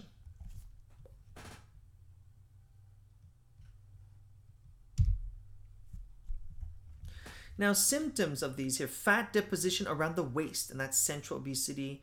You got the scapula buffalo hump. You got the moon-shaped face. There's muscle loss and weakness. Okay, the cortisol, because the cortisol tells the muscles to break down. You have thin skin with striae, which is a result of high levels of cortisol that leads to the destruction of collagen, which makes the skin thin. Hyperglycemia, immune suppression as well. You have excessive amounts of adrenal stimulation that causes the release of male steroids, and that causes male secondary characteristics, but only in females. Okay. Adult onset disease in females cause masculinization, including facial hair, thicker jaw, and skull. Here's an example of that buffalo hump right here. Okay, that's the buffalo hump. And these two young individuals here, twin sisters actually. Michael Santoro and his twin sister Paula had Cushing's syndromes. Here's another example. All right. Central obesity, the immediate cause of obesity is net energy imbalance. Well, that makes sense, right? The organism consumes more usable calories than it can expend. So the fundamental cause of obesity is a combination of the organism's genes and environment, and obesity plays an important role in the impairment of lipid and carbohydrate metabolism shown in high-fat diets. It is also shown that the quality protein intake in a 24-hour period is inversely related to a percent central abdominal fat. Now, the quality protein uptake is defined as the ratio of essential amino acids in daily dietary protein. The fat cells in the greater omentum will release their fatty acids and triglycerides into the portal circulation, where the blood leads straight to the liver. And thus, the excess triglycerides accumulate there. And in the liver, most of it will be stored as fat. And this is known as lipotoxicity. Hypercortisolism, such as Cushing's syndrome, also leads to central obesity. Many prescribed drugs, such as dexamethasone and other steroids, can also have these side effects that result in central obesity, especially in the presence of elevated insulin levels. The prevalence of abdominal obesity is increasing in Western populations due to a combination of low physical activity and high energy diets. We love to eat, we don't like to exercise. A waist measurement and height and weight measurement, height and weight are used to determine a person's health. Those all combine together for body mass index, and that gives an estimate. It's not, to my opinion, not a really accurate estimate, but it is something to look at. Okay, some indicator that you can take with a grain of salt. All right. Congenital adrenal hyperplasia, or CAH, in the female fetus causes the clitoris to enlarge and the labia major to fuse into a scrotal sac. And these babies have a mutation in a gene. And some enzyme is not expressed, which is required to convert the cholesterol into corticosteroids so that the cholesterol is shunted to the pathway that is not compromised, the androgen production pathway. Boys aren't affected, but the girls need surgery and cortisol for life, and they will be fine from that. If the presence of the ACTH is driving the pathway and it is blocked at this enzyme, then the ACTH can only be used to make androgens.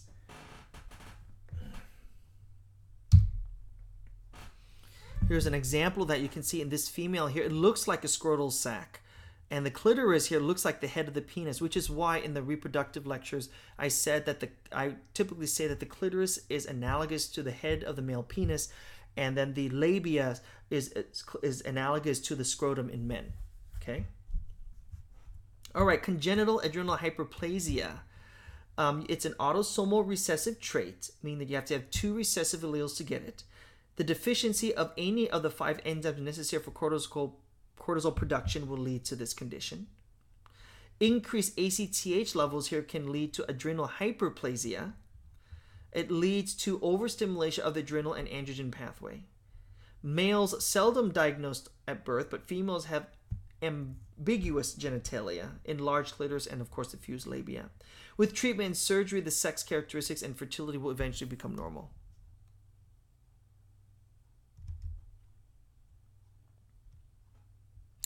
All right, we have here Addison's disease, also called primary adrenal insufficiency. Okay. And hypoadrenalism. This is when you have low glucose levels, low blood pressure, and hyperpigmentation in the hands, fingernails, and the gums. Addison's disease may be caused by anything that disturbs the production of adrenal hormones, and for some reason tuberculosis attacks the adrenal glands as well as the lungs and can cause hypoadrenalism. In Addison's disease, the adrenal cortex does not respond to pituitary orders. The cortisol levels are low here, but the pituitary ACTH and the hypothalamus ACTH releasing hormones are very high. And the symptoms of Addison's disease here are decreased glucose levels, a drop in blood pressure from water and salt imbalances, and darkening of the skin.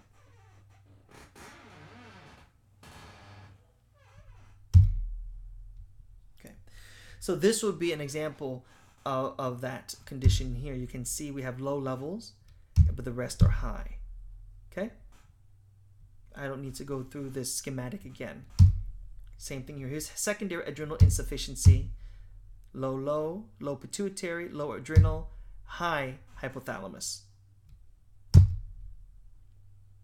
Now, why do you get skin pigmentation from excess ACTH? Well, ACTH is a peptide hormone, and that's synthesized from a larger protein called POMC, or pro-opiomelanocortin. Okay, and from the large POMC protein, you cut out one segment, and that's called the ACTH, and another one's called melanocyte stimulating hormone. So these two were once linked together, but then they were cut into 2 segments. Now, when the ACTH levels increase, but you still need more, the POMC cleavage continues to occur, and then as a byproduct of that, MSH, the melanocyte stimulating hormone, is also made. Because for every for ACTH that you cut out, MSH is also cut out with it. Okay, so that's when you get darker skin. That is hyperpigmentation. People with Addison's disease have high levels of ACTH, so they tend to get darker skin. You can see here this 32-year-old man with Addison's disease with generalized hyperpigmentation, most marked on areas exposed to sunlight such as the face and the neck.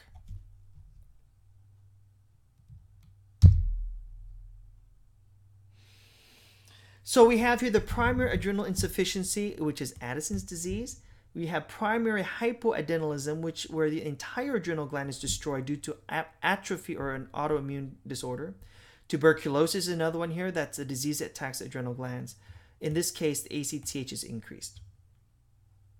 Secondary adrenal insufficiency is a deficiency of ACTH. Okay, and it's a rapid withdrawal of pharmacologic doses of cortisol. Signs and symptoms here include water imbalance, plasma volume water and salt imbalance, plasma volume depletion, low blood glucose levels, pigmentation, and Addisonian crises, which is low blood pressure, low blood glucose, and the need to go to the, and in this case, they need to go to a hospital.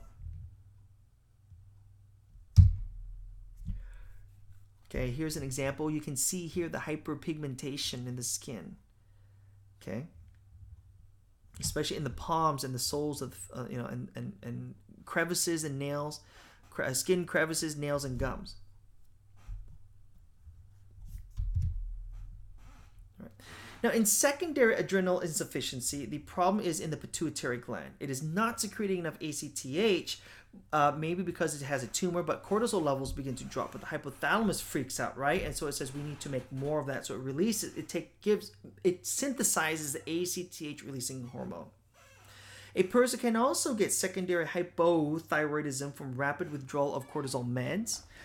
Symptoms are the same as for primary adrenal insufficiency, except blood tests, which shows that the pituitary ACTH levels are low and the cortisol levels are low, eventually leading to hypothalamus, which has high levels of ACTH-RH.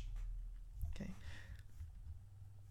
So we have here the difference between the primary and secondary adrenal insufficiency is the ACTH level. Okay. So this is here, right? Low levels. Versus in primary, you've got low, high, and high. Okay? So this is a very nice summary diagram describing those. The schematic, which is high, low, high, etc., etc., and what disease is associated that you really want to know those. Okay? All right. Cone syndrome, also known as hyperaldosteronism, is when you have too much aldosterone that is secreted out. So therefore, too much salt and water is reabsorbed, and the person develops really high blood pressure, hypertension.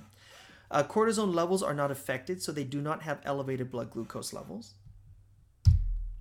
The pineal gland, again, is shaped like a pine cone. You have pinealocytes, which secrete out melatonin. That's a hormone that regulates the circadian rhythm, your sense of daytime and nighttime, that regulates your sleep cycle.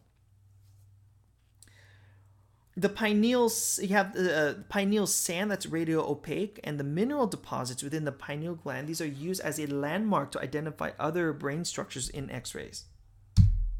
Here's that pineal gland. The pancreas is also an exocrine gland and an endocrine gland. From our digestive system lecture, we know that it has exocrine cells known as acinar cells, and these secrete out digestive enzymes into ducts.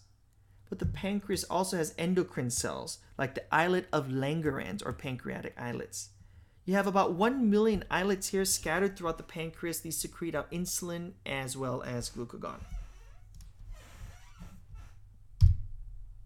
Here is the pancreas. You can see here, these would be the exocrine glands because they secrete out into ducts.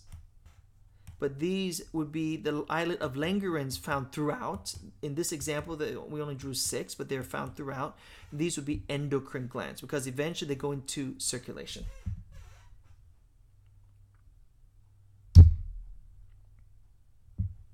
Okay. Here's an example of the pancreas. You can see here. All right, this one. This is the pancreas. Here, this region right there, this whole thing here, that's where the islet of Langerhans are.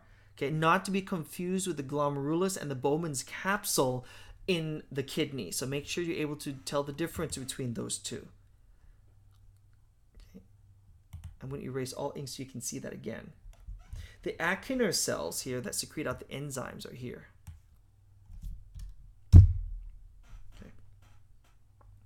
All right, the endocrine hormones of the pancreas, again, glucagon, that signals the liver to break down glycogen into glucose, and it raises blood sugar levels. It also can release insulin, which signals most of the body's cells to take up the glucose. It also tells the liver to take in glucose and stores it as glycogen, and therefore it lowers blood sugar levels.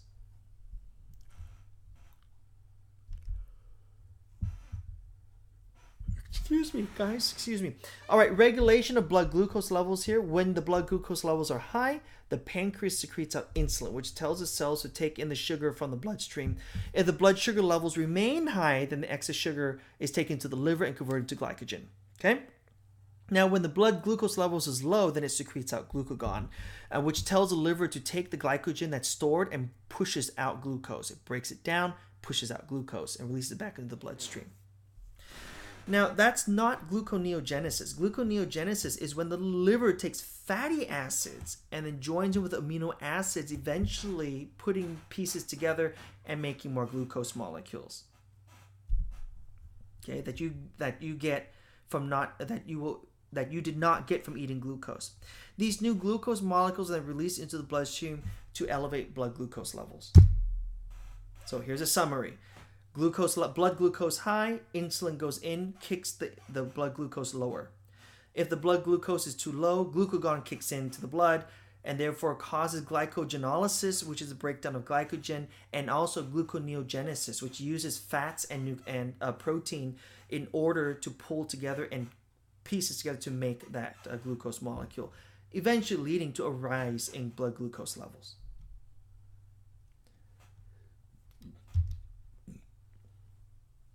All right, almost at the end here, guys. Wow, it's been an hour and 50 minutes, okay? All right, this is pretty cool.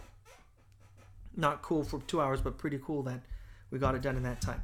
All right, diabetes insipidus here. The pituitary gland does not secrete the antidiuretic hormone, or the kidney does not respond to the hormone, so it can be caused by damage to the pituitary or the kidney.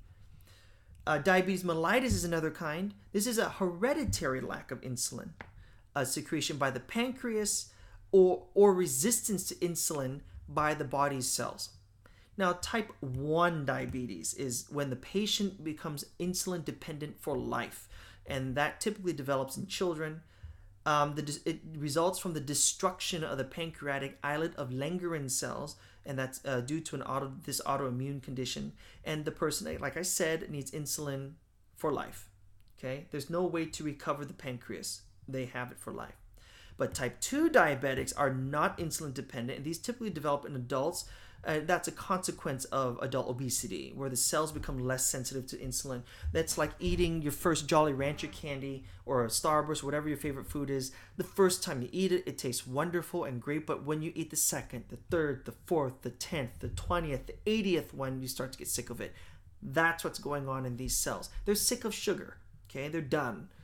But the person's not stopping, okay, to give time for the pancreas to rest from sugar. Oral medications or injections of insulin may be needed for these patients. Actually, they typically are needed. Your sugar level is off the chart. Don't worry, we'll whip you back into shape in no time. Ha ha ha ha ha. Okay, move on. Okay, let's see if we can get this diabetes video on for you guys. Gonna get a pointer.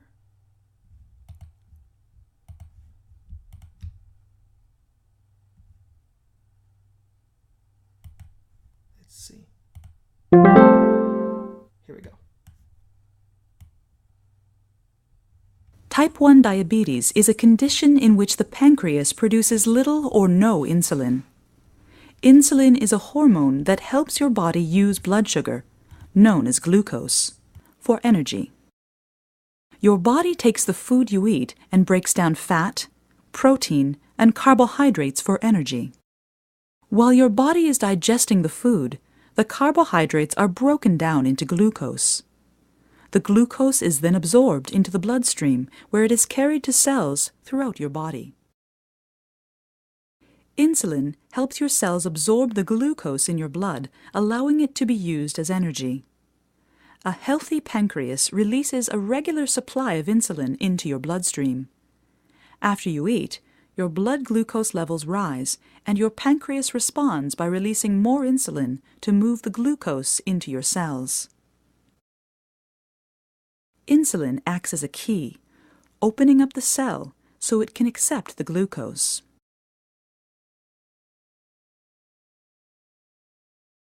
In a person with type 1 diabetes, the pancreas produces little or no insulin. Without insulin, blood glucose levels rise. Without insulin, glucose cannot enter the cells and be used for energy. As a result, it remains in the bloodstream. As a person with type 1 diabetes, it is important to monitor and maintain healthy blood glucose levels. High blood glucose levels over a long period of time can lead to health complications. If your blood glucose level drops too low, even for a short amount of time, you may feel dizzy or too hot or cold. If your blood glucose level drops extremely low, you may lose consciousness. By taking insulin as prescribed by your doctor and maintaining a healthy diet, you can keep your blood glucose levels within a healthy range.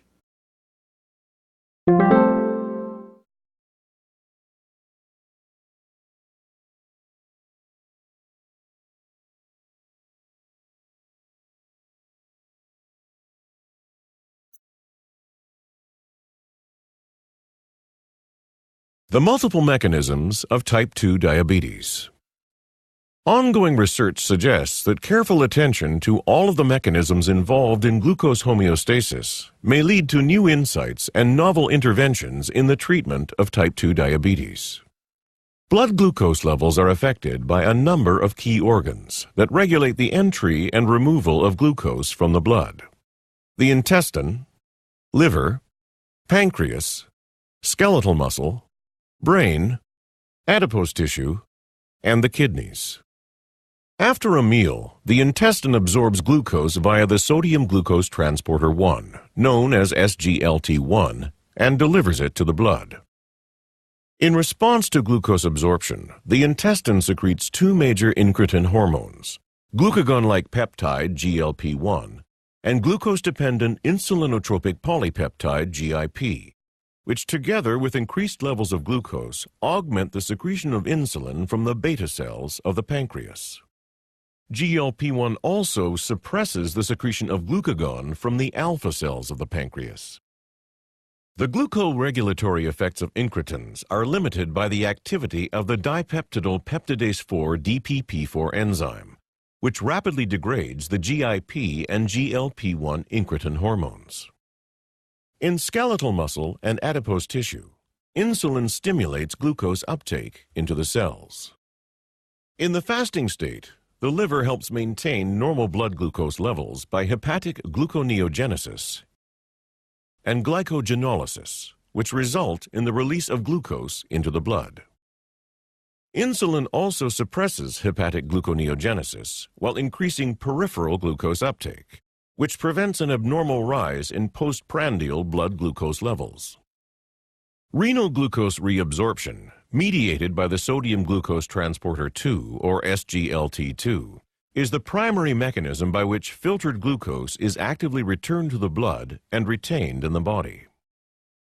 SGLT2 actively reabsorbs about 90% of all filtered glucose in the S1 segment of the proximal tubule. SGLT2 is believed to be expressed almost exclusively in the kidneys. SGLT1 reabsorbs the remaining filtered glucose. Dysregulation of glucose balance resulting in hyperglycemia is a hallmark of diabetes. Increased visceral adiposity in particular has been shown to contribute to the development of insulin resistance in the liver, skeletal muscle, and adipose tissue. Insulin resistance in these tissues results in a compensatory increase in the amount of insulin secreted by the beta cells of the pancreas. Over time, the beta cells may fail to produce enough insulin to meet the demand created by insulin resistance. This failure may also be worsened by glucotoxicity, the deleterious effect of elevated glucose on beta cell function and its contribution to insulin resistance. Inability of the pancreas to secrete adequate amounts of insulin results in hyperglycemia, which contributes to the impairment and eventual failure of the endocrine system's ability to lower blood glucose. In type 2 diabetes, the normal incretin response is lost or substantially impaired. However, the DPP4 enzyme performs its usual function despite fewer incretins to degrade. All of these hormonal effects lead to reduced insulin secretion, reduced glucose uptake, increased glucagon secretion, and excessive hepatic glucose production. In the diabetic state, the kidneys continue to reabsorb virtually all filtered glucose, despite the presence of hyperglycemia. Complete reabsorption of filtered glucose persists until plasma glucose concentrations exceed 200 milligrams per deciliter, at which point the glucose load in the filtrate overwhelms the capacity of the transporters, the maximum transfer rates attainable by SGLT2 and SGLT1, thus allowing glucose to be cleared in the urine. In type 2 diabetes, hyperglycemia is the net result of pancreatic hormone imbalance, absorption of dietary glucose from the intestine, overproduction of glucose by the liver, diminished incretin effects, reduced uptake of glucose by peripheral tissues, and reabsorption of glucose by the kidney. Over time, these factors contribute to the sustained hyperglycemia that leads to glucotoxicity, which worsens insulin resistance and contributes to beta cell dysfunction. In this way, hyperglycemia appears to perpetuate a vicious cycle of deleterious effects that exacerbate type 2 diabetes.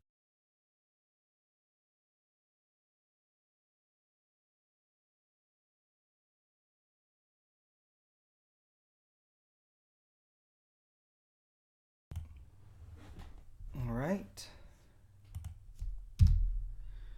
Let's watch other ones here. Can I open? Not there. Moving on. Okay, we're moving on. The gonads are also part of the endocrine system here. We have the ovaries, which we know secretes progesterone, and it prepares the uterus for pregnancy by causing enlargement of arteries, supplying the blood to the endometrium and the growth of the endometrial glands. We know it secretes out estrogen, which is, of course, causes female secondary sexual characteristics, and the ovaries store enough of its hormone to last for even several months. The testicles secrete out androgens, for example, testosterone. Of course, we know it promotes the formation of sperm cells, maintains secondary sexual characteristics. Now, remember that the testicles are the primary sex organ in males, not the penis. Puberty, stage of development marked by the commencement of southward migration of the human brain. Oh my gosh. Okay, moving on. The dangers of steroids. Steroids that weightlifters take are synthetic testosterone, and they're taken in doses typically 100 times greater than that prescription level, so they can be quite dangerous. Although they do help increase muscle size, they can increase rage, aggression, can cause kidney and liver damage, cancer, severe acne, high blood pressure, high cholesterol, impotence, baldness, decreases the size of testicles, and causes low sperm count and sterility. In males, it causes baldness and increases the breast. In women, it causes hair on the face and chest and decreases breast size. In children, it can stunt growth, but in everyone, it can shorten your lifespan by even several decades. So looking at this image, steroids or Photoshop? I leave that up to you. Right. Here's some news articles you can check out. Just copy and paste it, and you can look at it in your browser. Now, other endocrine glands here. Many of the glands that we talked about have no other function than to make hormones, but almost all the organs are endocrine glands in addition to their other functions. For example, the heart can produce hormones, but its main function is to pump blood. The liver makes enzymes, but can produce hormones. The GI tract digests food, but can produce hormone. The bone stores calcium, but can produce hormones. The placenta oxygenates the blood, but can also produce hormones. The only thing that does not make hormones are epithelial glands that have ducts. Hormone glands are by definition those without ducts. All right, so again, the rest of the PowerPoint is not on a test or an exam. These are the other hormones that are made in these organs here. I'm going to go through these slides just one by one, and you can pause the video and read it on your own, okay?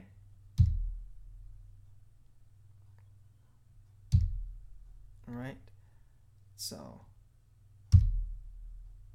kidney hormone, dermis hormones, you can read that on your own. osteocalcin, placenta hormones. All right, and then we come to the very end of our PowerPoint here.